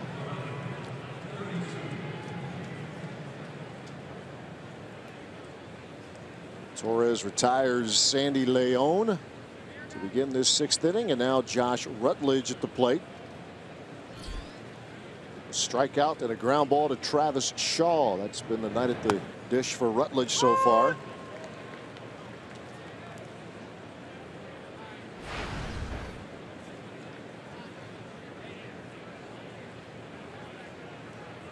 Injuries giving Rutledge the opportunity for playing time. Pablo Sandoval, Marco Hernandez, both on the DL.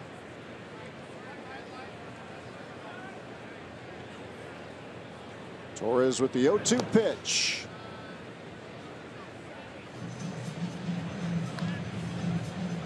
And that's the way it starts for a lot of guys. You know, you never know. You get an opportunity to come up and be productive.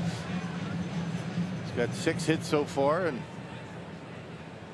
I think the Red Sox just like to see him play some good solid defense over there at third base. They haven't had it yet this year. That's been an error-prone position as Rutledge goes down swinging. Torres retires the first 2 here in inning number 6. Yeah, good cutter. Nice sharp break as it gets to the outside part of the plate. You see the spin doesn't break much, but Rutledge tried to pull it. And a good pitch by Carlos Torres. 2 up and 2 down as Jackie Bradley Jr. will pinch hit now, the 9th spot of the order.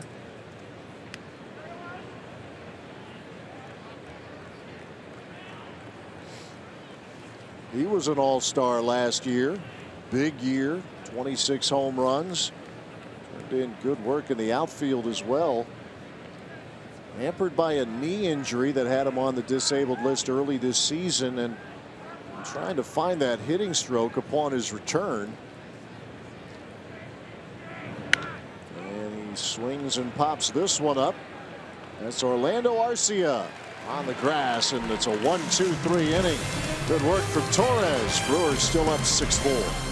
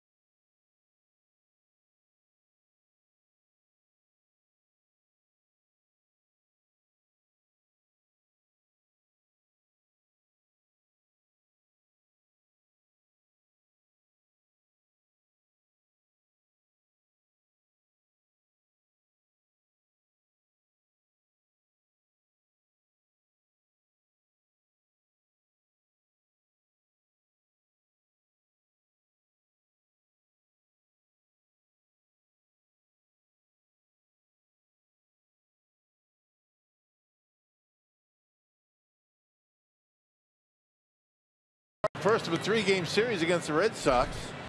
And all-star voting is underway, and the crew needs your vote. Vote early, vote often, and vote Brewers to send your hometown guys to Miami this July. Cast your ballot the maximum number of 35 times at brewers.com/vote for your chance to win a meet and greet with Ryan Braun. Nice incentive. It's a great incentive. Absolutely.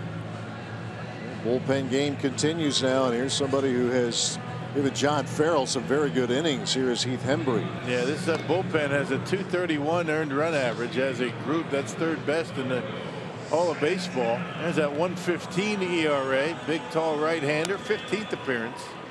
He's got 18 punch-outs and just shy of 16 innings of work, so he's off to a good start to his season.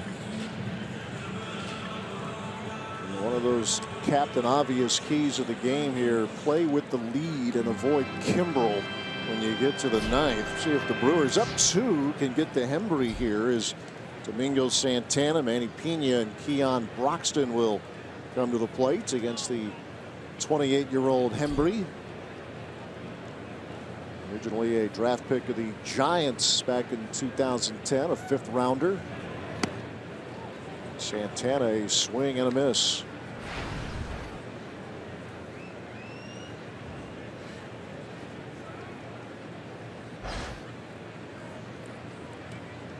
Take a look at Santana's night. Trying to reach for the first time here tonight.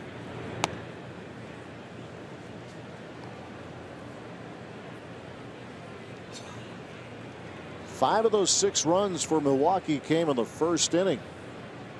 A pair of 2-run homers, Eric Thames and Keon Broxton. There's a ground ball that is fair, and it's off the glove of Rutledge. Santana, base hit. He was running straight up the line, and he will have to hold at first. Yeah, that's probably going to be a base hit, but one that Rutledge, you would think, thinks he should have had. Yeah, so that's Santana's first hit of the night. Right down, literally right down the third baseline over the bag, and that went off the glove of Rutledge. So the problems at third base continue for the Red Sox, but a leadoff base runner from Milwaukee. There you go, hit number 8 for the Brewers. It is ruled a hit.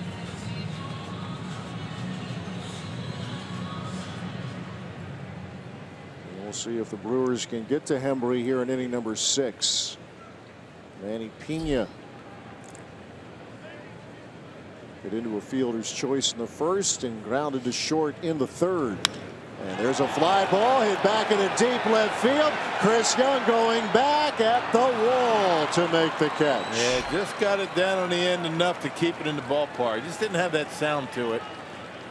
But he gave it a pretty good ride, just a little bit out in front. That was a slider that was on the outside part of the plate. Just a little bit down on the end. I mean, you wait back just a tick longer, it's a home run. I don't think Manny thought he got it, but close, right up against the fence. Not quite enough for his second home run of the year.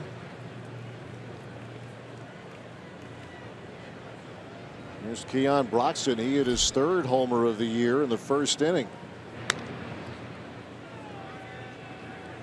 Talk about a guy who has turned things around at the plate. Presented by Wendy's. The night for Broxton, the first inning homer, the fourth inning single. This is a guy through the first 14 games was hitting all of $119. And that has turned dramatically over the last 15 games now, including tonight. You got to credit Craig Counsell sticking with him. He said he's part of the future and had a tremendous second half last year, and he kept him in the lineup as long as his attitude stayed good and his defense, continued to be very good, which it was. Yeah, you put check marks in both categories there.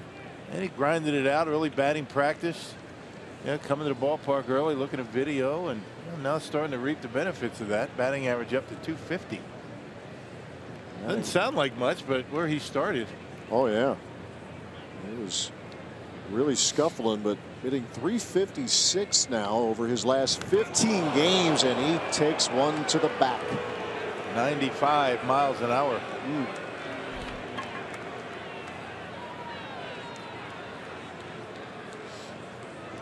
Keon will slip the bat away and take the slow walk onto first. No chance getting out of the way of that. He tried to, but at 95, you don't have a whole lot of time. Right on the back of the arm.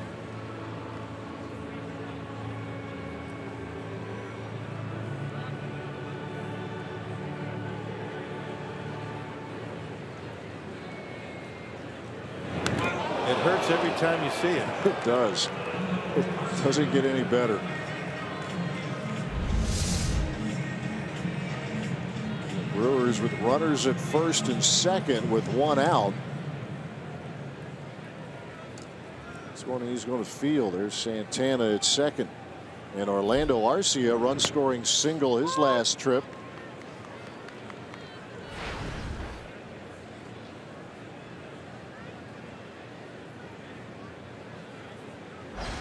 Brought Broxton home. Keon single, stole second with the third on a wild pitch, and Arcia was able to shoot one through a drawn in Red Sox infield. And he shoots another one through. That's a base hit. Here comes Santana. Betts will have to let him score, as moving to third is Broxton at 7-4 Milwaukee. You just love to see it when he does that. I mean, not only going to right, but centering on it, get on top of it, and hitting a line drive out of the reach of Pedroia. That's just a beautiful swing. I mean, that doesn't get any better than that. Check this out. Now, fastball down the middle. Didn't try and pull it. Look at the way he finishes the swing. Goes down and through. Our Badger Mutual Insurance run of the game. Brewers up by 3. On an Orlando Arcia base hit the right. That's his second of the night. Talking about trying to get him going, and that has unfolded here, or is unfolding tonight for Arcia, with a couple of run scoring singles, and now Nick Franklin into pinch hit. Arcia bluffs as though he's going to go. You know, Brewers 3 for 3 with runners in scoring position. Not bad.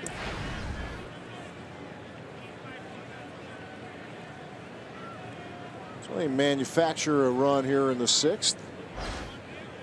Broxton taking one for the team. A mid-90s fastball to the arm.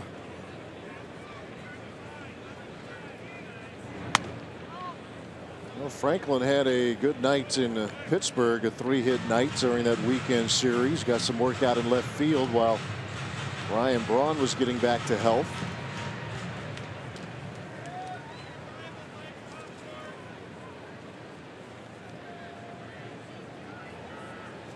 On Friday night, that rain delayed game on a cold, rainy night in Pittsburgh. Had a couple of those before a much better day on Sunday. He's had some good at bats. And the Red Sox are playing for the double play. Robbie Scott getting loose in the Boston bullpen. He's the other left-hander that John Farrell can turn to out there. They started the game with 2. They've used 1, and the other one getting loose.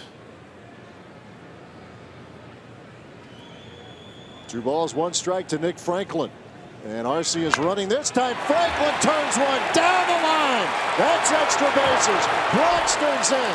Here comes Arcia.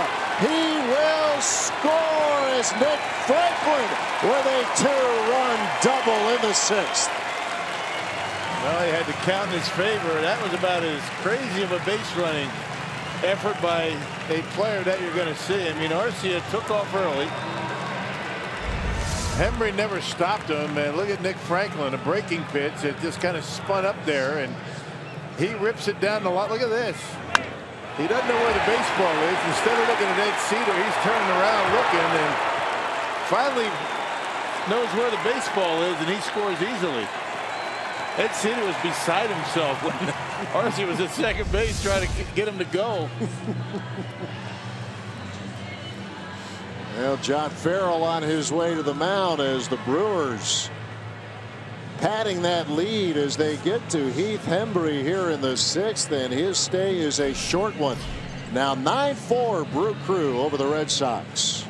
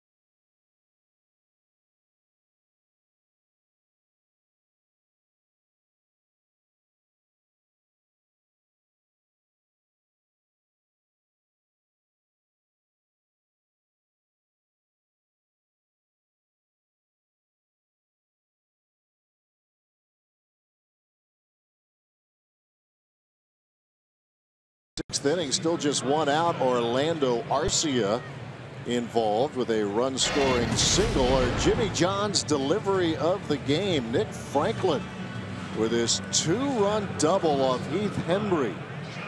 And it really gets interesting when you pick up Ed Cedar here. He's just going nuts. Get going. Arcia literally stopped around second base, turned around and looked down the line. But he's able to score. Jimmy John's delivery of the game. Way to go, Eddie. There you go. Hang in there, Eddie. They came around for you.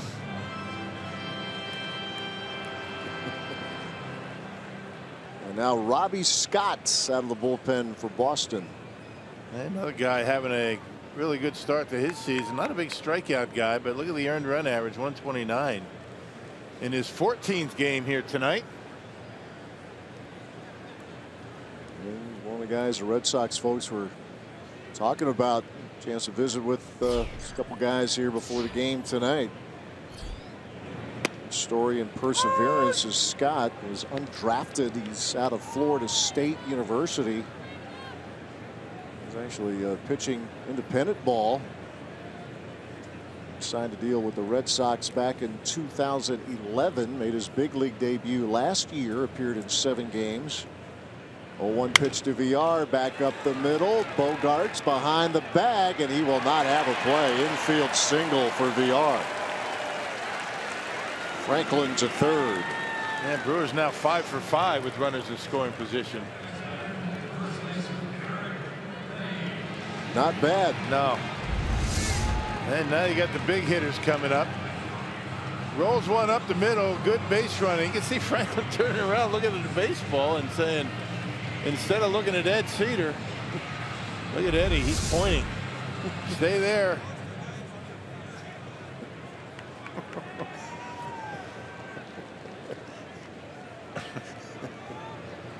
Now listen to me, will you? Here's Eric Thames.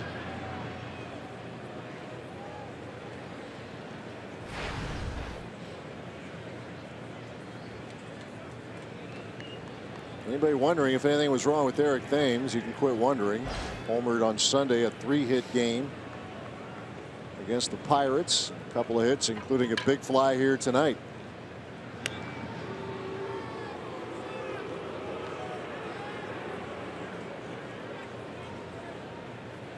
Maintain that same approach no matter if he's getting hits or not. I mean, he's always been able to draw walks. I mean, that on-base percentage, outstanding. Guy doesn't panic when he's really not getting hits. Still stays patient at the plate. It's 20 walks he has, leads the team.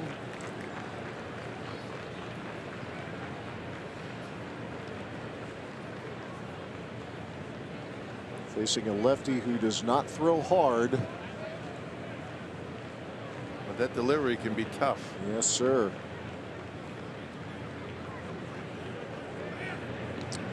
Continue to keep an eye on VR, who has been caught stealing in this game. He was caught trying to get third.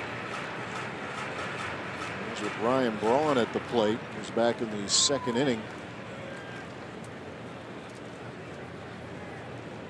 Just one out here. The Brewers already have scored 3 runs in the inning.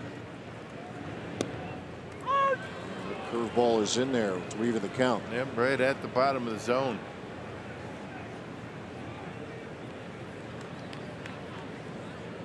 That arm angle is difficult for lefties. That's why he's in there. You got Thames, then Braun, and Shaw. So 2 of the next 3 are lefties, including Thames. But right-handers see it pretty well from that angle. Talking about how well the Brewers hit lefties, but this one is a little bit more of a challenge. That breaking ball missing. 2-1 now to Thames. Brewers with 11 hits in this game.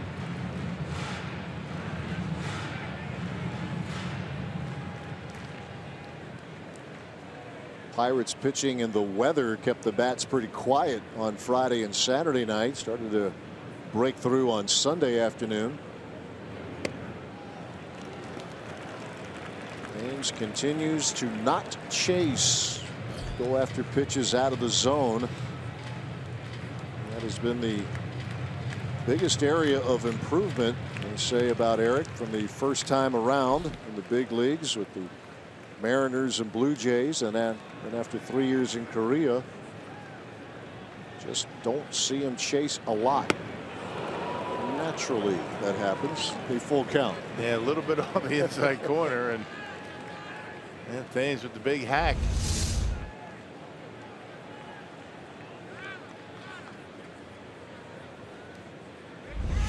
Full count to Thames. Franklin the runner at third, VR at first, and they had VR picked off. It's Moreland will flip to Bogarts, and a tough night on the bases here for Jonathan VR.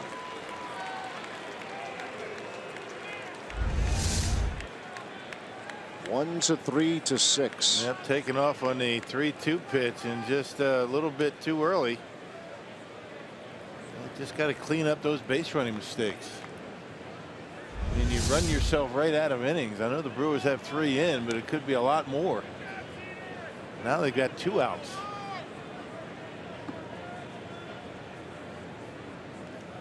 And still a full count to Eric Thames against Robbie Scott. Here's the payoff. Thames with a bouncer to Moreland. It was a good inning for the Brewers. Could have been better, but they get 3 on the board to pad the lead. Orlando Arcia, couple of RBI singles here, and Nick Franklin delivers a 2-run double, and we are through 6. 9-4 Brew Crew.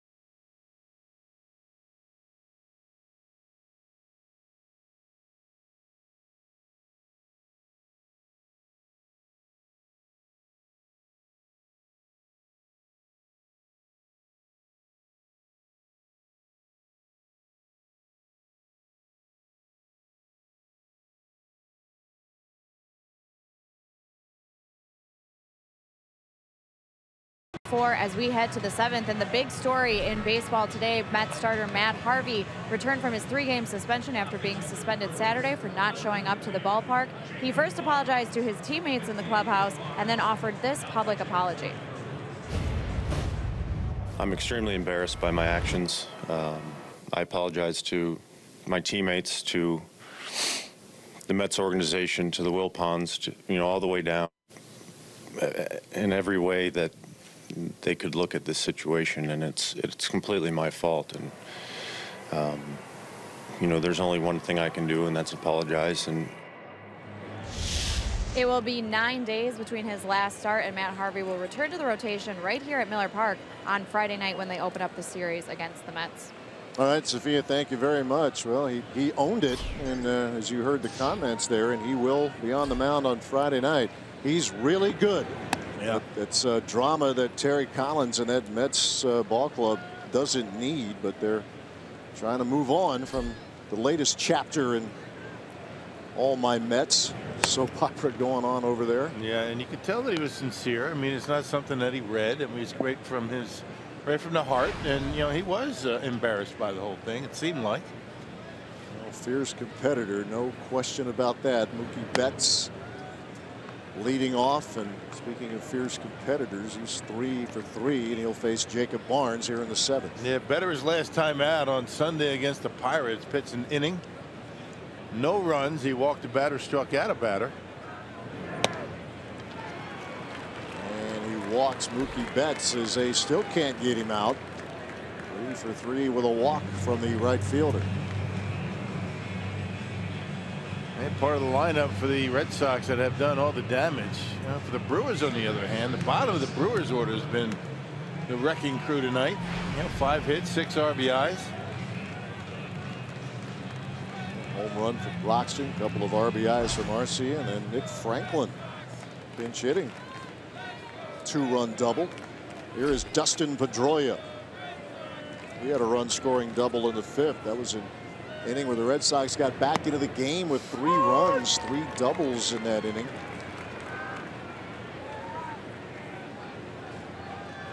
Pedroia with a .361 on base percentage now. Reaching a couple of times tonight. Also bounced into a 6-4-3 double play.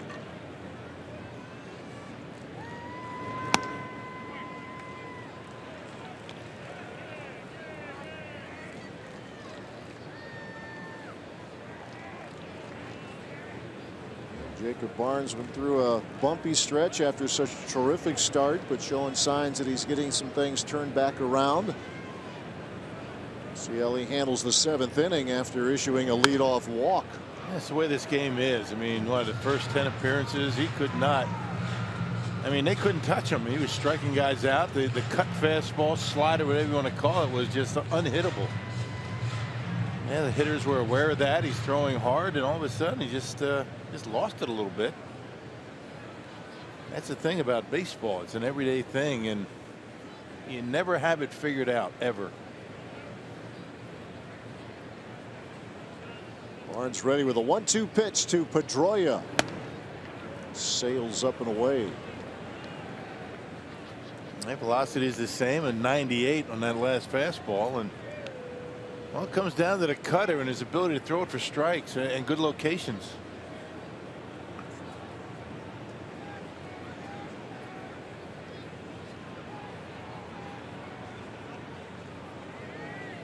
Barnes ready with the 2-2 pitch.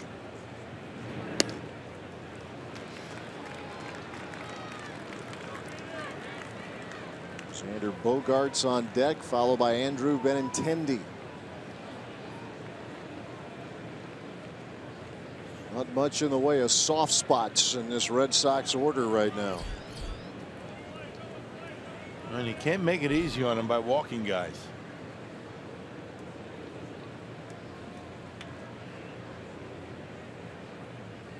Barnes ready with the payoff. Bouncing ball. Here's Arcia. There's one, and they get Pedroia on a double play ball for the 2nd time tonight. And a good pitch by Jacob Barnes, a pitch away, and Pedroia got it on the end of the bat. And you can see Barnes, he's talking to himself. You see that cutter doesn't move much, but had Pedroia on top of it, and an easy double play for Orlando Arce up the middle. Covering a lot of ground, able to take it himself. It's a little scary when a pitcher reaches with that bare hand trying to hit one back up the middle. He didn't get it. Arcia did. A 6-3 double play, and Xander Bogaerts steps in. With the way these defenses are these days, there always seems to be somebody up the middle, and you're best off just letting it go. We saw Garza do that in Pittsburgh. That's right. He started to lean into it and then leaned out of the way. And they ended up turning a double play. Gotten Pedroia a couple of times here. The first two double plays that Dustin Pedroia has hit into this season, a 6-4-3 in the third, and then a 6-3 double play a moment ago.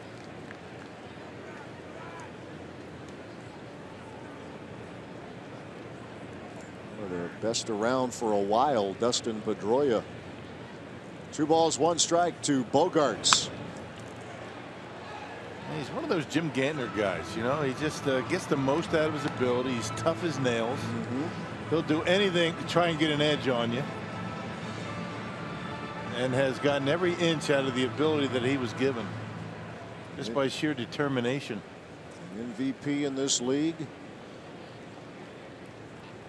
That was in 08.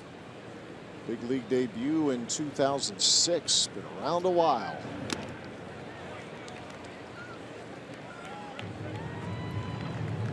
It's the fun of the game today when you get these interleague matchups and a chance to see a team like the Red Sox. A lot of fun, especially when you're up 9-4, and hopefully it stays on that course.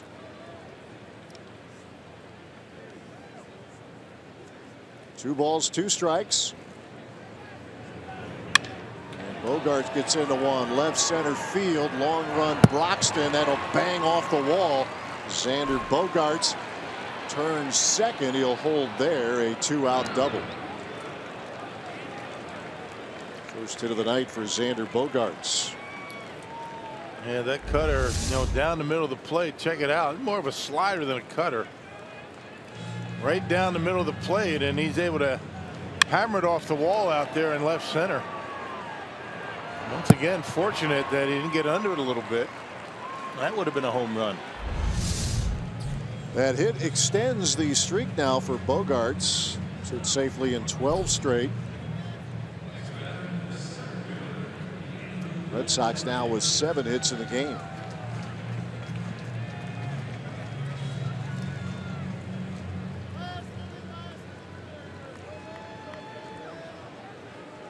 And here is Andrew Benintendi. He had an RBI double. His last at bat of the 5th.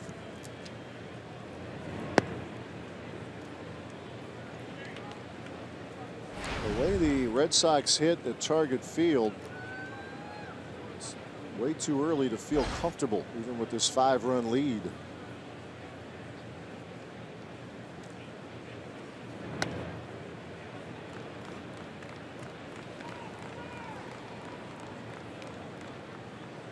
Brewers trying to get back above 500. Have fared better away from home. It's the 3rd homestand of the year. They're 7-10 here at Miller Park. 9-6 on the road.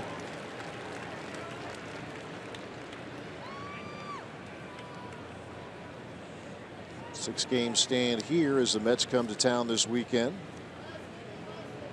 And then it's back on the road to San Diego, and then the Cubs again.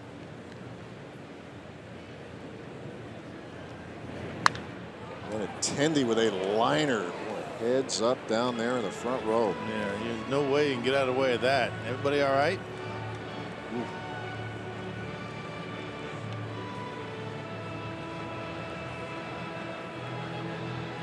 I saw some smiles, so that's good. Gotta pay attention down there. Check out your cell phone between innings. You're right.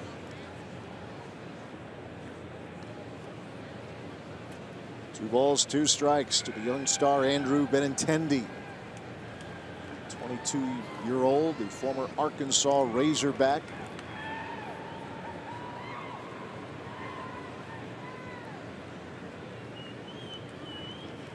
Barnes trying to end this inning, and he cannot do it yet. Full count to the cleanup hitter.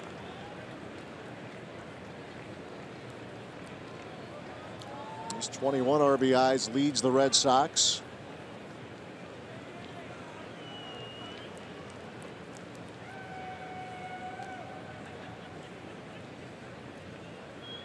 One of those bright prospects who has lived up to the billing, at least so far. It's a Red Sox team that's definitely going for it. You have the young talent like Benintendi and Betts, but they've made some moves where they have dealt away some very highly regarded prospects. Yohan Moncada would be one of those to the White Sox. That's how they got Chris Sale.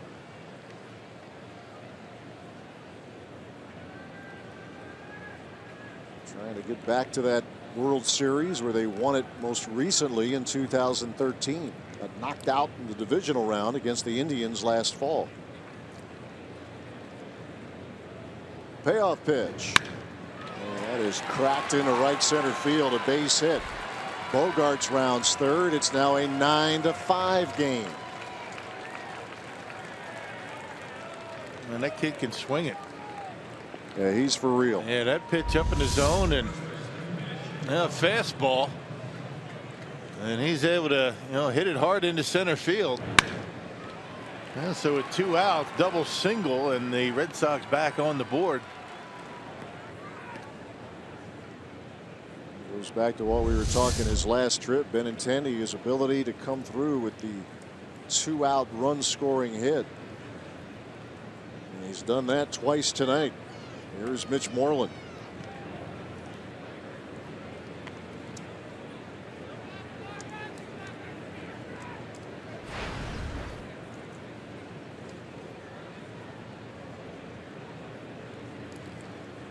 Put together a couple of pretty good power years, the last couple with the Rangers.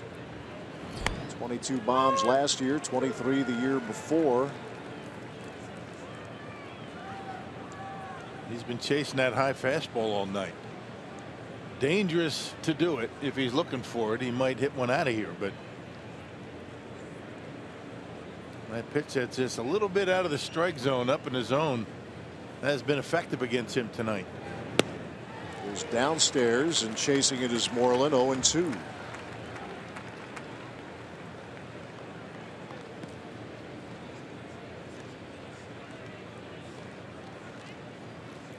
Five runs on 8 hits for Boston, 9 on 11 for Milwaukee.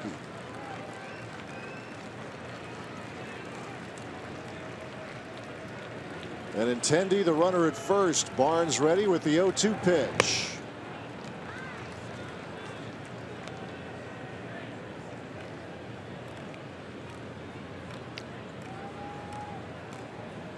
Willie Peralta started, went 4 1/3. Gave up 4 runs. Carlos Torres went an inning and 2/3. Barnes trying to get through this 7th inning. Red Sox have scored a run here so far.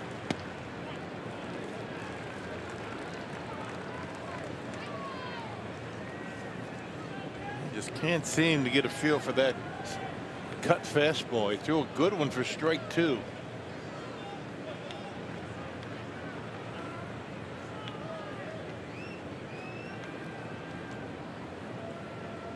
See if he can put him away here. The 2-2. There it is. Strike 3 swinging, inning over. The Red Sox pick up a run. Stretch time at Miller Park as the Brewers lead the Red Sox 9-5.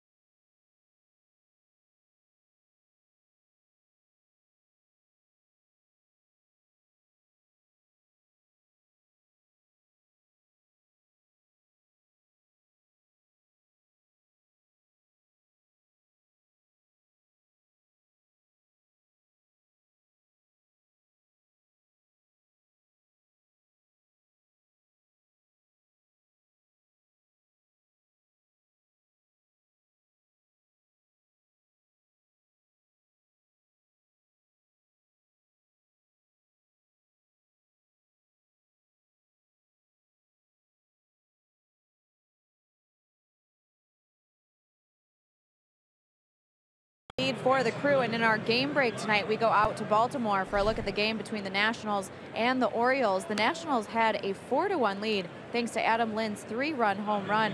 But for the Orioles, they came back in the 9th. It was Jonathan Shoup with the double and then J.J. Hardy with a single to tie it up at 4-4. So here's a look at how the Orioles were able to tie it up.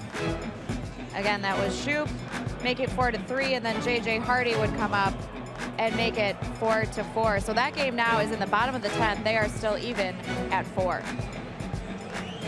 Good matchup with good teams, off to sweet starts. Orioles and Yankees tied for first in the AL East, and the Nats with a 5-game lead already. Get obsessed with the standings, but a 5-game lead at this early stage gets your attention. Yeah, no kidding. Move to the bottom of the 7th here in Milwaukee. Ryan Braun will be leading things off. Braun, Shaw, and Santana.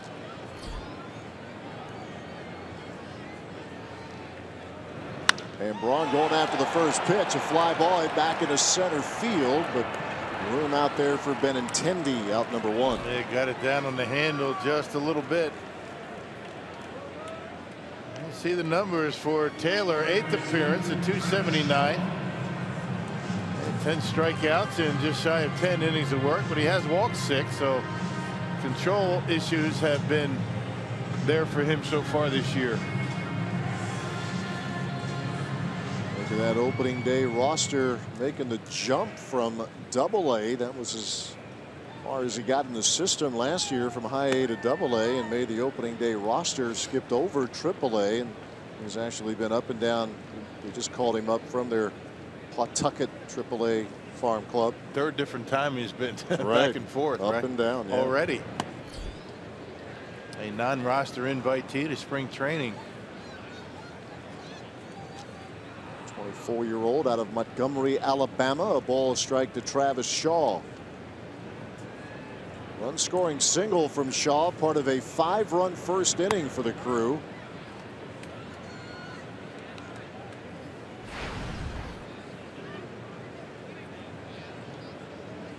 Good OPS there at 842. 2-1 pitch is swung on and missed.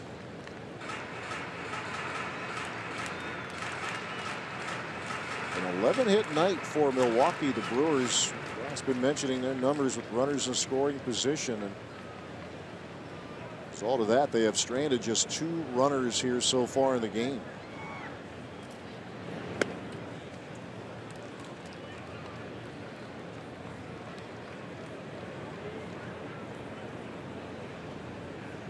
Got to Drew Pomerantz right away. First 4 Brewers in that first inning reached. Couple of 2-run homers, Staines and Broxton. Yeah, laying 9 earned runs on a very good pitching staff at the Brewers tonight. Shaw draws a walk here in the 7th. Hey, tonight's time of the game winner, Bamboo Bar in Shawano. If they call the Brewers by 8 o'clock tomorrow morning, they get 40 tickets to a Friday night game in the Miller Lite Beer Pen. This offer courtesy of the Tavern League of Wisconsin and Miller Lite. The Bamboo Bar. That's good. Good name. Here is Domingo Santana.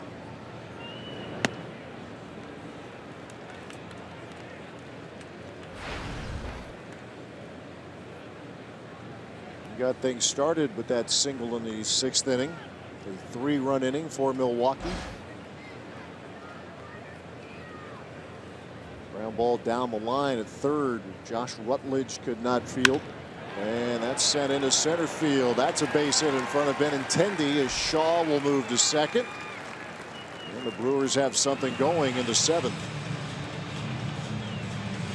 A 12-hit night now for the home team. Another good approach by the Brewers. They have put some good swings on the baseball. Fastball up, not overpowering, but see him trying to concentrate on getting on top of that baseball, and dumps it out into center field.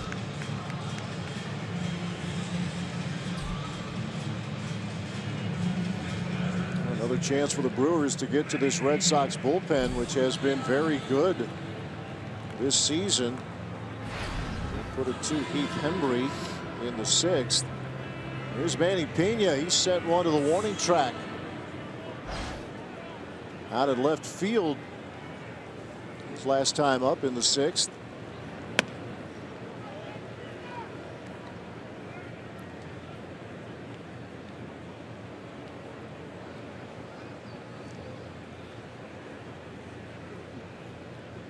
Looking for his first hit of the night is Pena.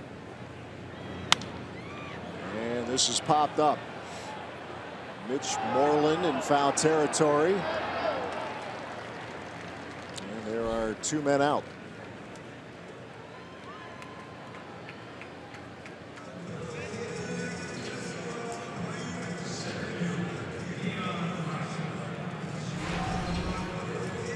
Good night continuing for Keon Broxton. Remember, he took a fastball at the back of his left arm his last plate appearance, but he has homered and singled, as you see. He continues to swing a very hot bat for Milwaukee. Yeah, this is the part of the order that's done a lot of damage tonight.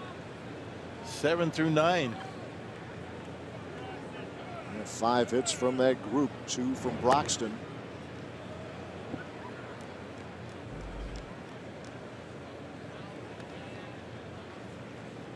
Six RBIs from that bottom of the order.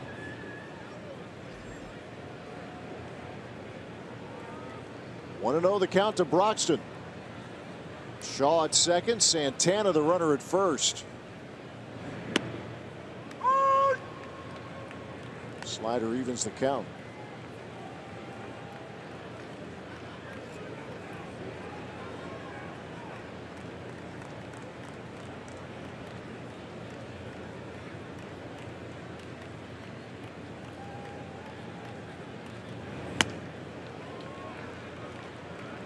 Broxton's taken a couple of pitches, hard pitches this season. You see that C-flap, which prevented a much more serious injury in early on, a few weeks ago now, and then he took one of the back of the arm here tonight. He's telling anyone who would listen after he took that one of the face, when in doubt, wear that. Yeah, why not? I mean, it doesn't look like it's going to affect your vision at all, but if it makes you feel a little bit more comfortable hanging in there, yeah, why not? Why not do it? 2-2 pitch.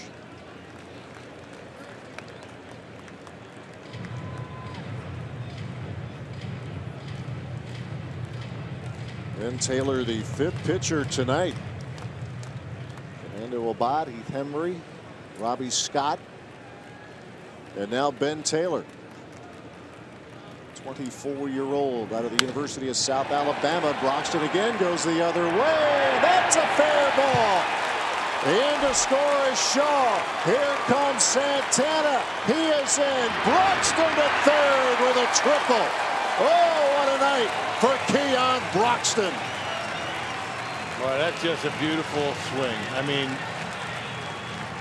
Darnell Cole doesn't smile a whole lot, and he's not right now, but you got to believe inside he is just beaming right now. That is a beautiful. There it is. Did you see it? Yeah, put that on tape and send it to him. I tell you, he has worked a lot with Keon Broxton, and to see him do this, that's got to do his heart good, because he has just driven in a couple of runs on a pretty good pitch. We always seem to get a shot of the hitting coach when the guys aren't hitting. So show him, give him some love, right? Give him some love when things are going well. 11 runs on a very good pitching staff. Look at the way where he makes contact, back on that back leg, and just drives it down the line. And the Brewers have a 6-run lead. Orlando Arcia having a good night. He has a couple of hits, couple of runs batted in. A fly ball out to center field. Benintendi will squeeze it. And the inning is over, but again, the Brewers put runs on the board. Yeah, Darnell said Keon's getting there. I guess. Brewers lead 11-5.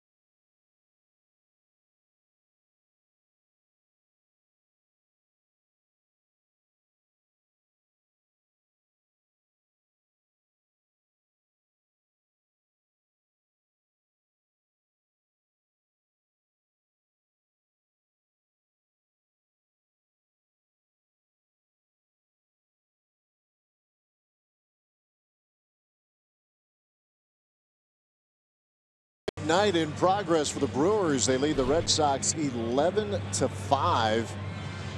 As you check out that box score, and Rocky, been talking about it throughout the game, and look at what 7, 8, 9 are doing here. What do you think? Bottom of the order, well done. Not bad. You know, not bad. Nick Franklin had pinch hit 2-run double in the 6th inning. Boy, how fun is it to watch Broxton right now? And then Arcia with a couple of RBI singles in this game as he's turning a corner once again in a good way at the plate. Yep, 8 RBIs, including Nick Franklin, that double. 8 RBIs, 7 through 9 in the batting order. We've had a few games where that bottom of the order has been a significant factor in the Brewers putting together some big offensive games. Chris Young leads off as Yan Marinez now is on for Milwaukee. Follows Jacob Barnes, who worked the 7th inning. Yeah, Marinez last pitched on Friday against the Pittsburgh Pirates, a 3-up 3-down inning that included a strikeout.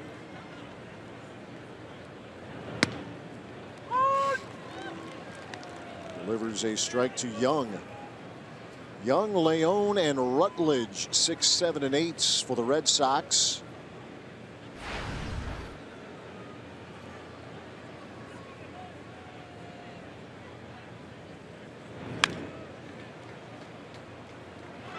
Infield swung around for Young. He's always been a pull hitter. He's had some big home run years.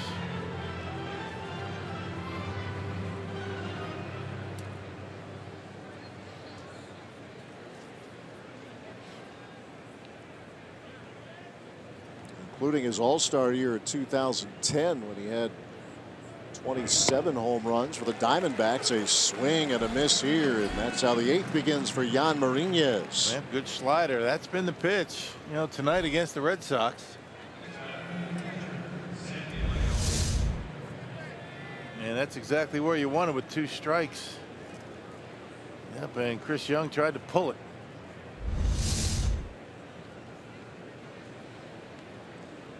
One up, one down for Marinez as he gets ready to face Sandy Leone.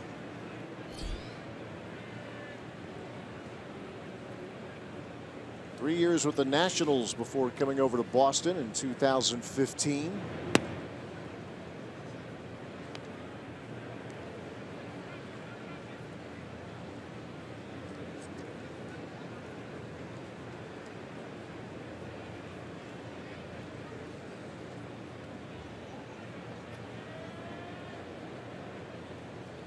Pitch to Leone.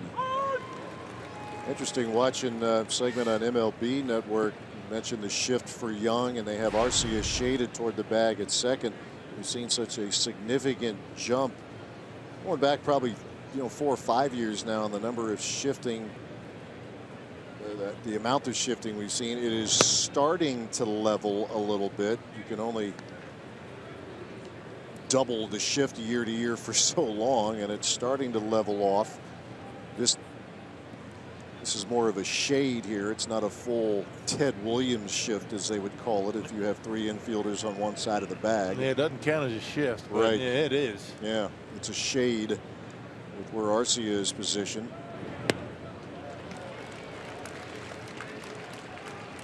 Prevents singles, prevents runs. I remember, a couple of years ago in the offseason, they were talking about maybe doing away with the shift. How do you do that? You can't, right? I mean, you can't. These guys can play wherever they want. I mean, organizations can put everybody at first base if they want. You occasionally will see hitters, bunt against it. And we saw that at Wrigley Field with Rizzo. I think Anthony Rizzo did that. Yeah, Cardinals did it in that series in St. Louis. Right. 2-2 pitch to Leone. It was rifled foul. Again, be alert. And he is. Best kind of foul ball to get. One they just bend over and pick up. Yeah. Pick it up when it stops rolling. That's right.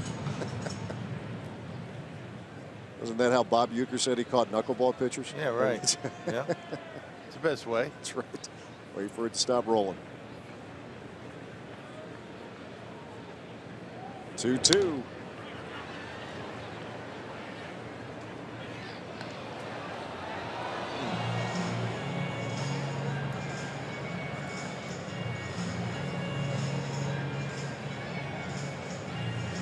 Martinez, the third Brewer out of the bullpen tonight.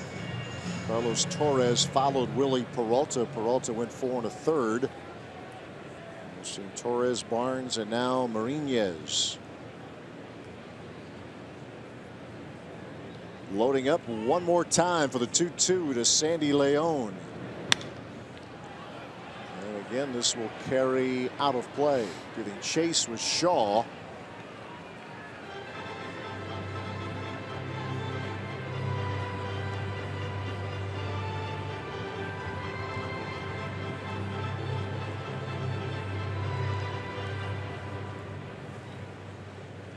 Crew trying to start this homestand on a good note.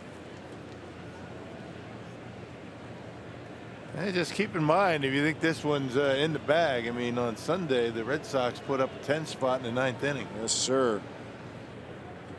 They had an 8-run second inning on Saturday against the Twins, so they are more than capable. We talked about the quiet month of April the Red Sox had in terms of the home run power. And has turned around early in the month of May, and it started with a long ball from Mookie Betts for John Farrell's team.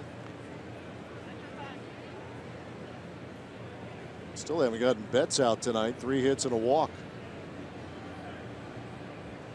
8th pitch of the at bat coming up here from Martinez to Leon. And this is hit in the air to center field. Keon Broxton. 2 outs. Well, all 5 county residents say 50% on tickets for the Brewers Friday night game against the Mets. This upcoming Friday is part of another 5 county Friday at Miller Park. For tickets and details, go to brewers.com/5county. It'll be a Matt Garza, Matt Harvey matchup on Friday night here. 2 outs for Josh Rutledge.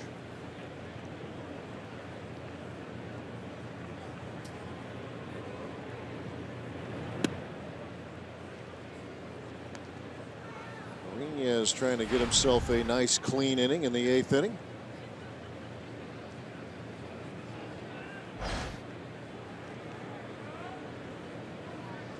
Rutledge 3 years with the Rockies. Up and down. Good club in the minor leagues in his career. Appeared in 105 games with the Rockies back in 2014.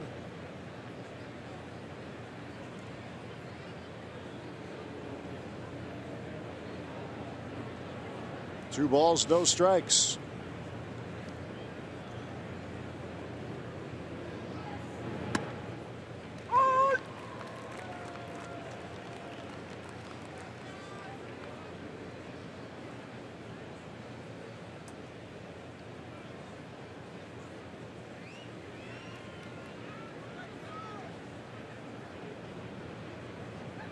The 2-1 pitch. That is hit sharply in the hole. Arcia the stop. Oh my goodness. He made that interesting, but Rutledge able to leg out an infield hit. And Rutledge probably couldn't believe that that ball was actually heading to first base. Able to beat it. And that's what Arcia gives you. Even on a base hit, he makes it interesting. Wow. Yeah, just the ability, you know, going that hard away from first base to turn around and get off that kind of throw. And incredible athleticism. That's something else. So an infield single for Rutledge, and another pinch hitter coming up here for the Red Sox in the 8th inning. Devin Marrero. He started Sunday. He was in the lineup in their series finale against the Twins. 26-year-old.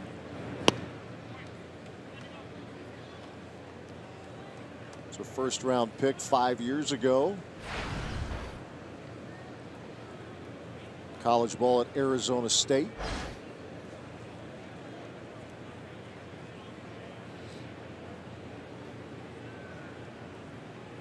One-oh pitch.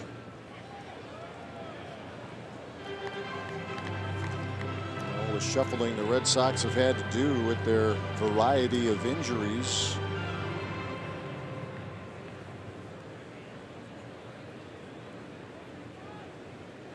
They're giving everybody an opportunity. I mean, and they're still in a race. I mean, they're still hanging in there over 500. 17-14 entering this series. And that is through. A base hit to right field. First major league hit. It is. Well, 2 outs, nobody on, back-to-back hits, and now the top of the order comes up. Well, you don't want to walk anybody in this situation. So Martinez throws one down the middle. And Marrero able to fight it off and hit it into right field. So a 10-hit night for the Red Sox. First of the year for Marrero. Mookie Betts, he has homered, singled, doubled, and walked.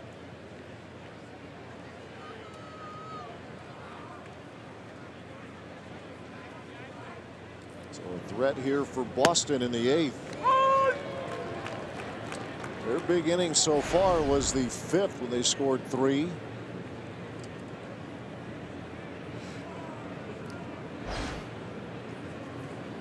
Betts on the edge of a .300 average now. On base percentage is .370. And Martinez quickly out in front, 0-2. A couple of sliders getting him out in front.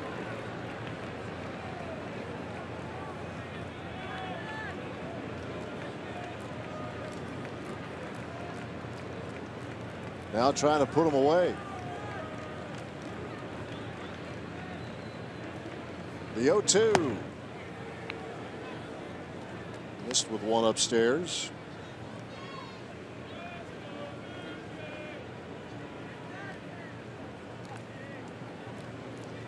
Retired the first 2. He got Young on a strikeout, Leon on a fly ball, Rutledge an infield single, and Marrero a single to right.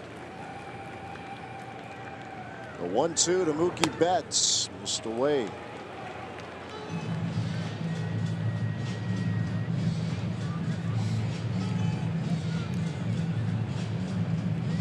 Needs to get that good slider, that one down and away. He's thrown one, you know, for the strikeout to Young, but haven't been able to throw that same pitch. You throw that one here, I think you're going to get him. Just don't feel comfortable even with a 6-run lead right here. I agree with you. You know, it's just been too much explosiveness here. You mentioned over the weekend, but the Red Sox have been hitting it better of late, period. And Manny Pena going out and trying to encourage Martinez. I want your best slider right here. No messing around. I want it down and away. Let's get this guy.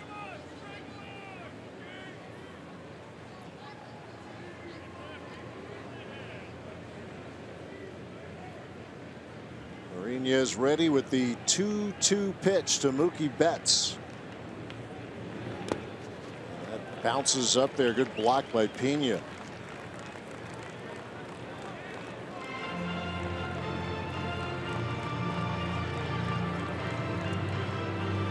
Brewers have been good when Pena has started. When he's been in the lineup. They are 9-6. But make no mistake, Jet Bandy has been good as well. Payoff pitch coming up to Mookie Betts.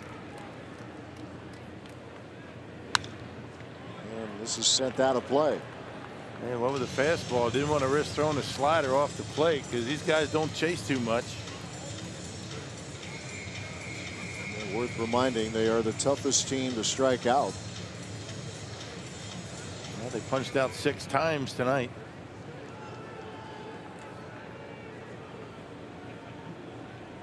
Brewers' last 2 series have been against the 2 toughest teams in the big leagues to fan, the Pirates and now the Red Sox. Again, the 3-2. And that is ripped fair down the line and left. Extra bases. Rutledge is in. And here comes Marrero. He is in. A 2-run double and a 4-hit night for Mookie Betts.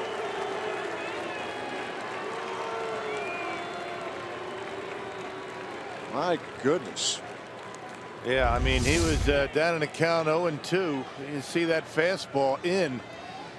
These guys, I mean, every hit, I think, has been a fastball. Every single one. That one just inside the third baseline. Hey, you get these sliders close to the plate, you might get some swings and misses. But if you don't get them close, you're not going to swing, and all of a sudden, we got ourselves a game again.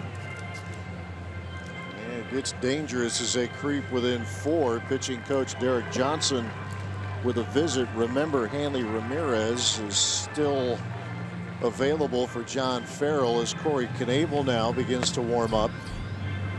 11 hits, every one on a fastball tonight.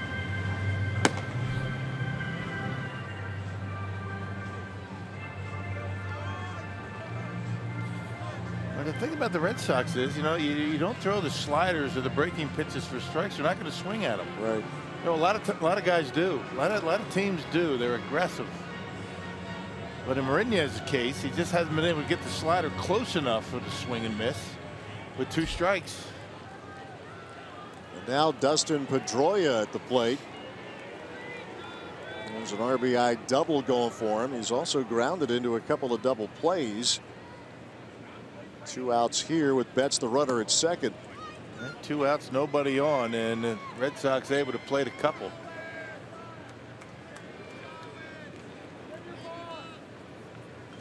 Nothing easy.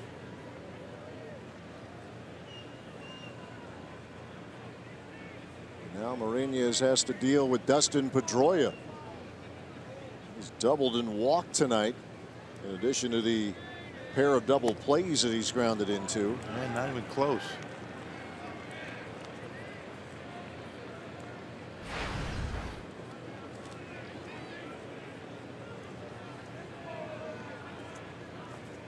Bogarts is on deck.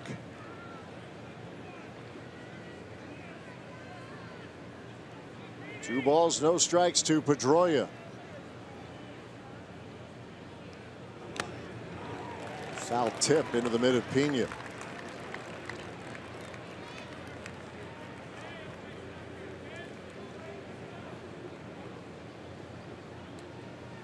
Couple of runs across here in the 8th for Boston.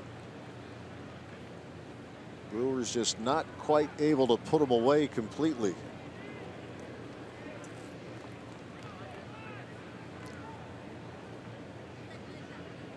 Two one.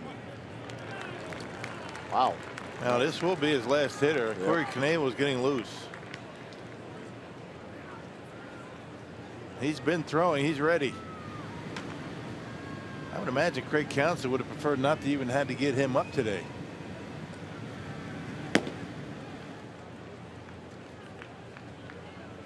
Is now with the 3-1 pitch, and the count is full. An off day coming in handy, but some busy pitchers down in that Brewers bullpen.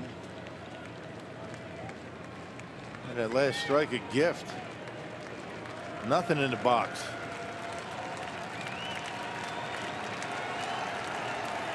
Full count to Dustin Pedroia. Mourinho's with a payoff. Just inside. Well, that'll be it for him, I would imagine. Got the tying run on deck. 2 outs, nobody on, and 4 consecutive base runners. This is not what Craig Counsell wanted. Once he had his big lead, he had a 6-run lead going into this inning. He didn't even want to have to get up get Knebel loose, but forced to, and he's bringing him in. Infield single from Rutledge, pitch single from Marrero, double from Betts, walk to Pedroia. So exit Mourinho's, enter Knebel. The lead is 4 for Milwaukee.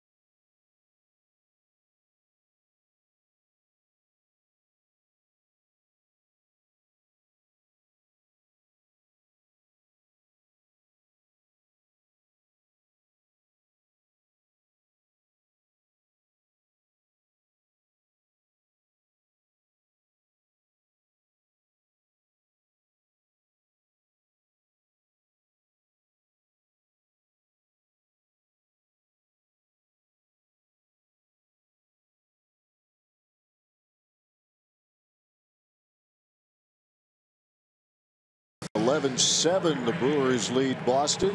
Now Martinez gets the first two and struggles. So here's Corey Knebel, who's on quite a run, as you can see. At least one punch out in every appearance for him so far in 2017. Well, you see the fastballs, but what you don't see there is, you know, the fastball is being set up there by the curveball that's been so good.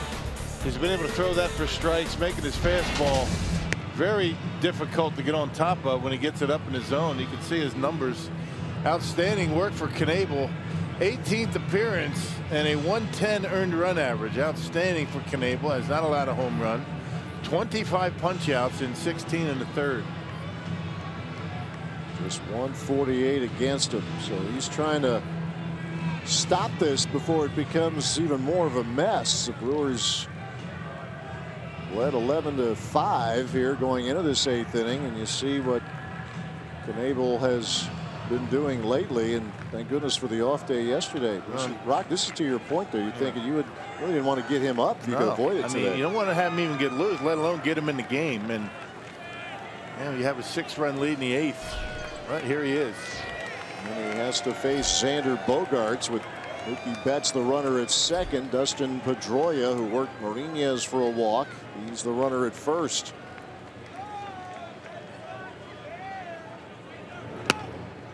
And a strike on a 96-mile-an-hour fastball to Xander Bogaerts. We'll see his night. That double extended his hitting streak to 12. One strike pitch. Curveball is foul.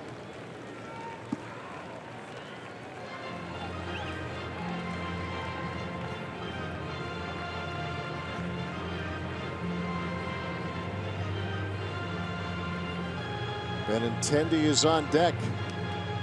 Knebel trying to end this 8th inning right here and now.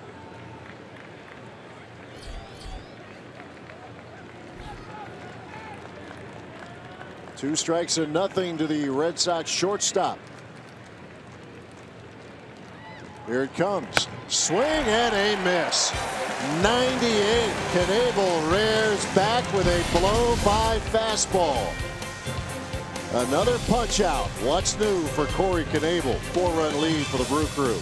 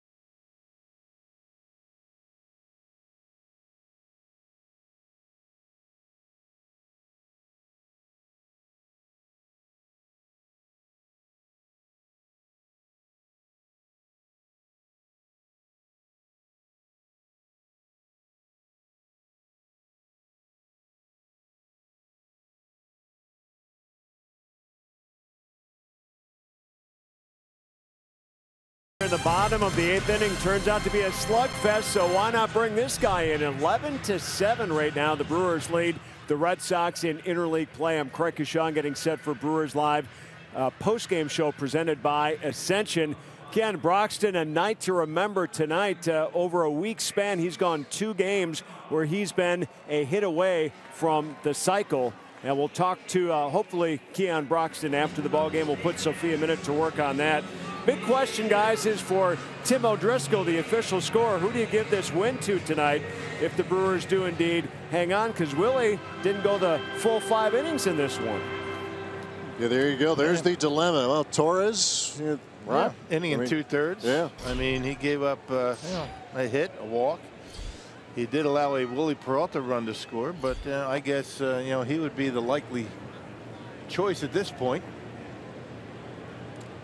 Well, let's hope that's the dilemma. How about we get the win first? Yeah, that's what I was going to say. Let's.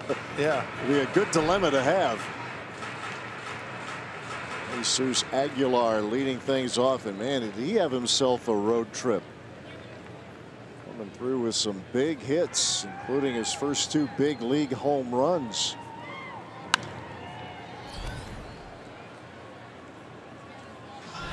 This is what happened on Sunday as he came off the bench and delivered a ground rule double. and scored a run. Then he came up later in the game and hit a homer to give the Brewers a bit of a cushion. Starting to get a few more at bats. 9-1-2 here in the Brewers batting order. Joe Kelly is on now for the Red Sox. Hard throwing right-hander. Yeah, came over to the Red Sox back in 2014 from the Cardinals. Yeah, good numbers for Kelly. 225 in appearance number 14 tonight. A ball, 2 strikes to Jesus Aguilar. This is popped out of play. 101 on the gun in that last pitch from Kelly. Saw the highlight of the home run in Boston, his first big league homer. Aguilar was the game winner in the 7th inning Thursday against the St. Louis Cardinals.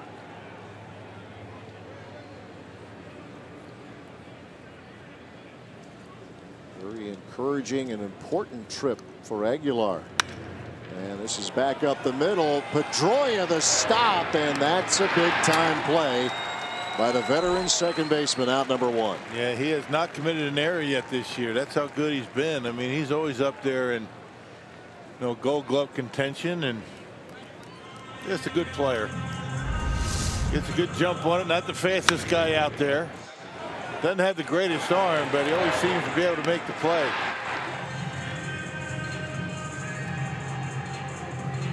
Even though he's on the other team, he's fun to watch. There's just no denying that. Always the dirtiest guy out there. I mean, as far as his uniform. That's right. Here's Jonathan Villar. Well, the good news for Villar, he has gotten on base, couple of walks, an infield single. The bad news is he's had troubles again on the bases. Was thrown out trying to steal third, got picked off first in the 6th inning. And both of those go down as caught stealings, even the one at first. Right.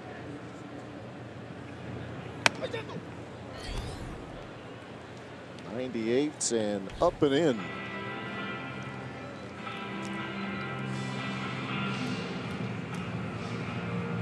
The issue on the base is coming back. It's been a little while. He's been pretty clean, but not so much here in this game.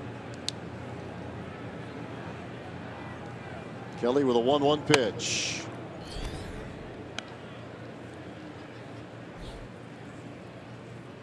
Spent some time as a starter, most of that with the Cardinals, and actually in 2015 he started 25 times, went 10-6 with the Red Sox. Villar goes the other way, left field. That's Chris Young, and that's out number 2. Let's check out what's on tap, presented by Miller Lights. Game 2 of the series. Kyle Kendrick will be on the mound for the Red Sox, and Chase Anderson. Take a look at his good numbers there. 2-0 with a 2.86 ERA. Our coverage starts 6:30 tomorrow night on Fox Sports Wisconsin. Kyle Kendrick put into that rotation. Stephen Wright, the knuckleballer, out for the year with the knee injury. You would think that's a good matchup for Chase Anderson. I mean, he's had very good command of his off-speed stuff. Curveball, changeup.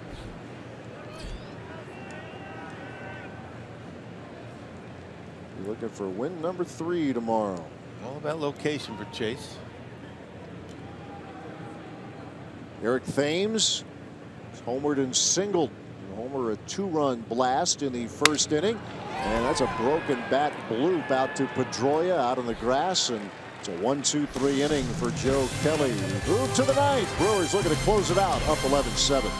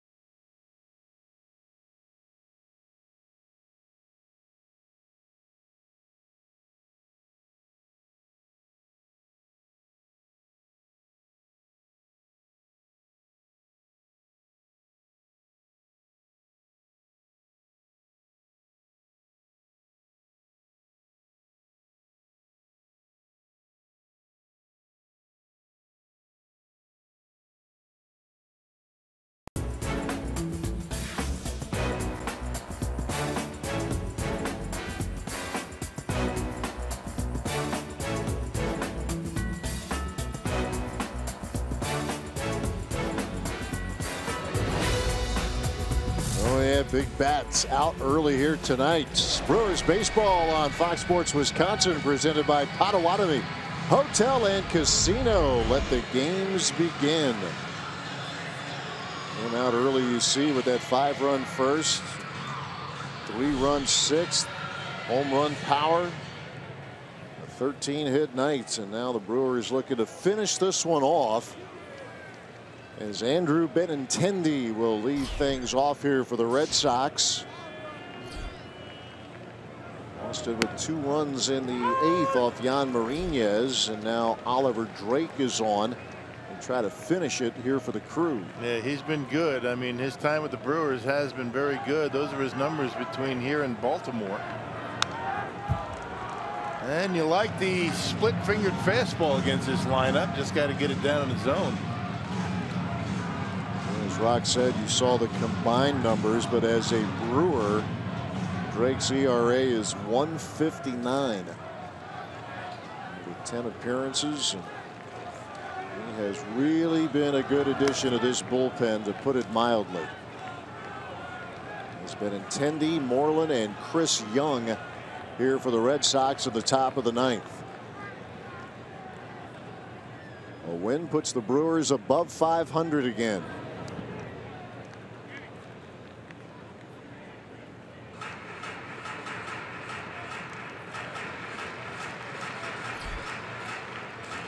Two balls, 2 strikes to Andrew Benintendi. Good night for him. A couple of 2-out RBI hits, a double in the 5th, a single in the 7th.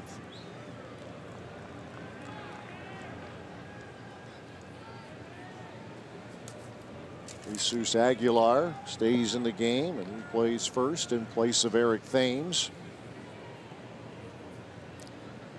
The 2-2, and Benintendi shoots one foul. This guy barrels up everything, it seems like. Yeah, they've sounded good.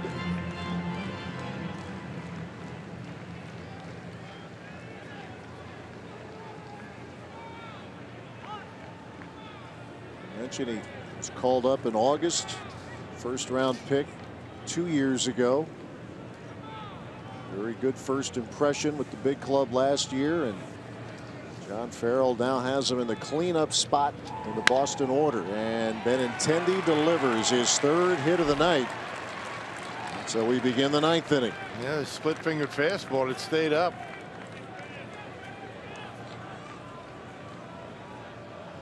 A dozen hits for the Red Sox, 3 from Benintendi. Neftali Feliz starts to get loose. And one more base runner becomes a save situation.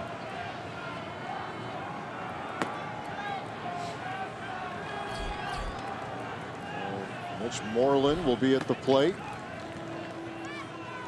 He has grounded into 4 double plays this season. See if the splitter from Drake can induce one from Moreland. Kind of surprised they were holding on Benintendi. Now they're going to have him go behind the bag and cover a little bit more ground with a left-hander up. They have VR out in the grass. The defensive alignment. 0-2 the count to Moreland.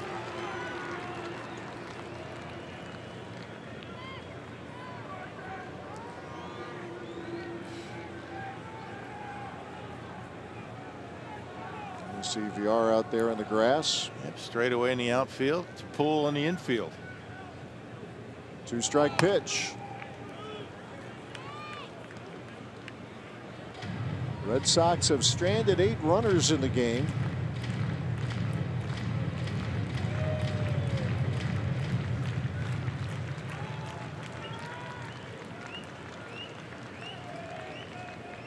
Leadoff single from Benintendi. Drake ahead, a ball, 2 strikes to the Red Sox first baseman.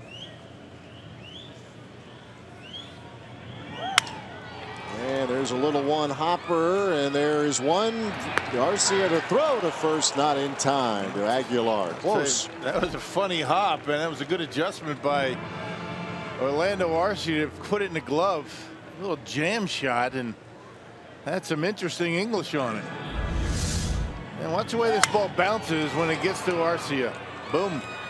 Go get it, and Moreland able to beat it at first base.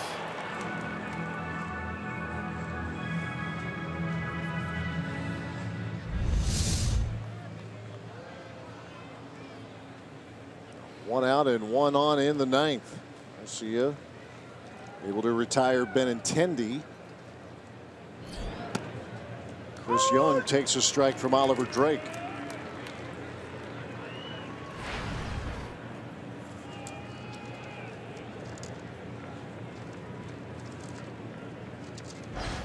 Struck out in the 8th inning. Notice how Marinez began the 8th. A strikeout of Young, a fly ball from Sandy Leon, and then trouble followed. En route to what turned out to be a 2-run inning.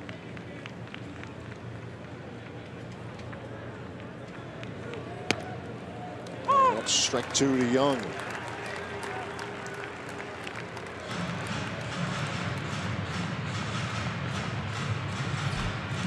Fifth pitcher tonight here for the Brewers. Actually the 6th. Corey Knebel wrapped up the 8th inning with a strikeout. So his streak's alive. Yeah, the one hitter he faced, he struck out. So he has punched out one in each of his at least one in each of his 18 appearances. 2 balls, 2 strikes. Drake versus Young.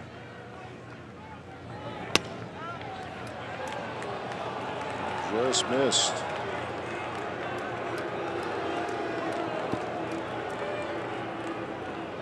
Yep, off the outside corner.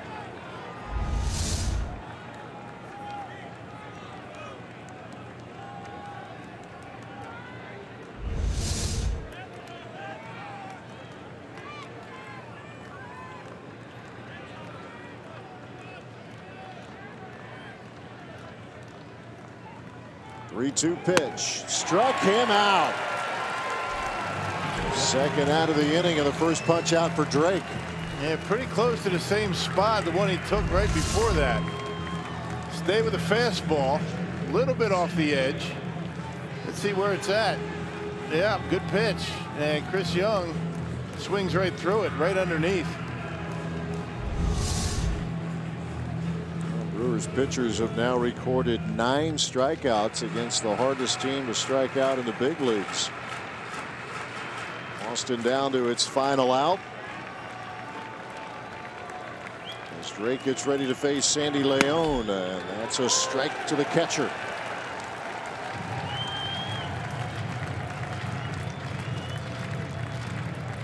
This Brewers team continues to be very, very competitive. On the brink of win number 17. A strike away from win number 17. Seeing the Red Sox at Miller Park for the first time since 2003.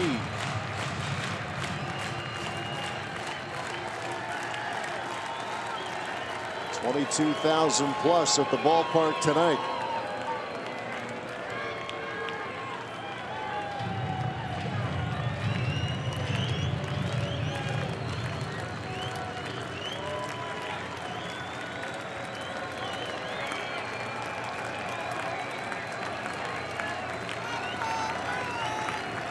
Here comes the 0-2.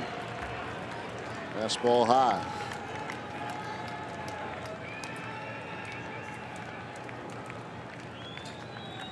Five-run first for the Brewers after the Red Sox. Mookie Betts led off the game with a home run. Not had to look back since. Boston, though, hasn't made it easy. 3-run fifth, a 2-run eighth. A 1-2.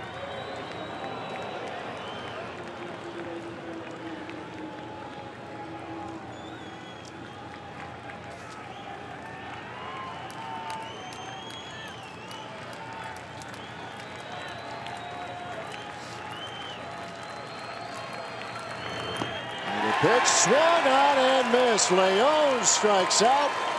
Drake with a couple of strikeouts in the ninth.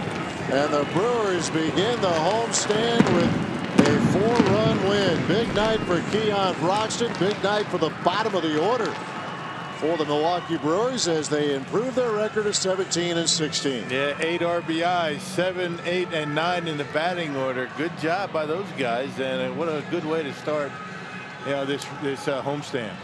Brewers a winner in the series opener over the Red Sox, 11-7. Let's send it down to Craig Gashawn, ready to roll with Brewers Live postgame. All right, Matt, thanks very much. And this guy, Keon Broxton, you got to figure we're going to hear from him coming up in just a couple of minutes as we get the postgame show underway. Big night offensively for Milwaukee. Brewers Live presented by Ascension on the way.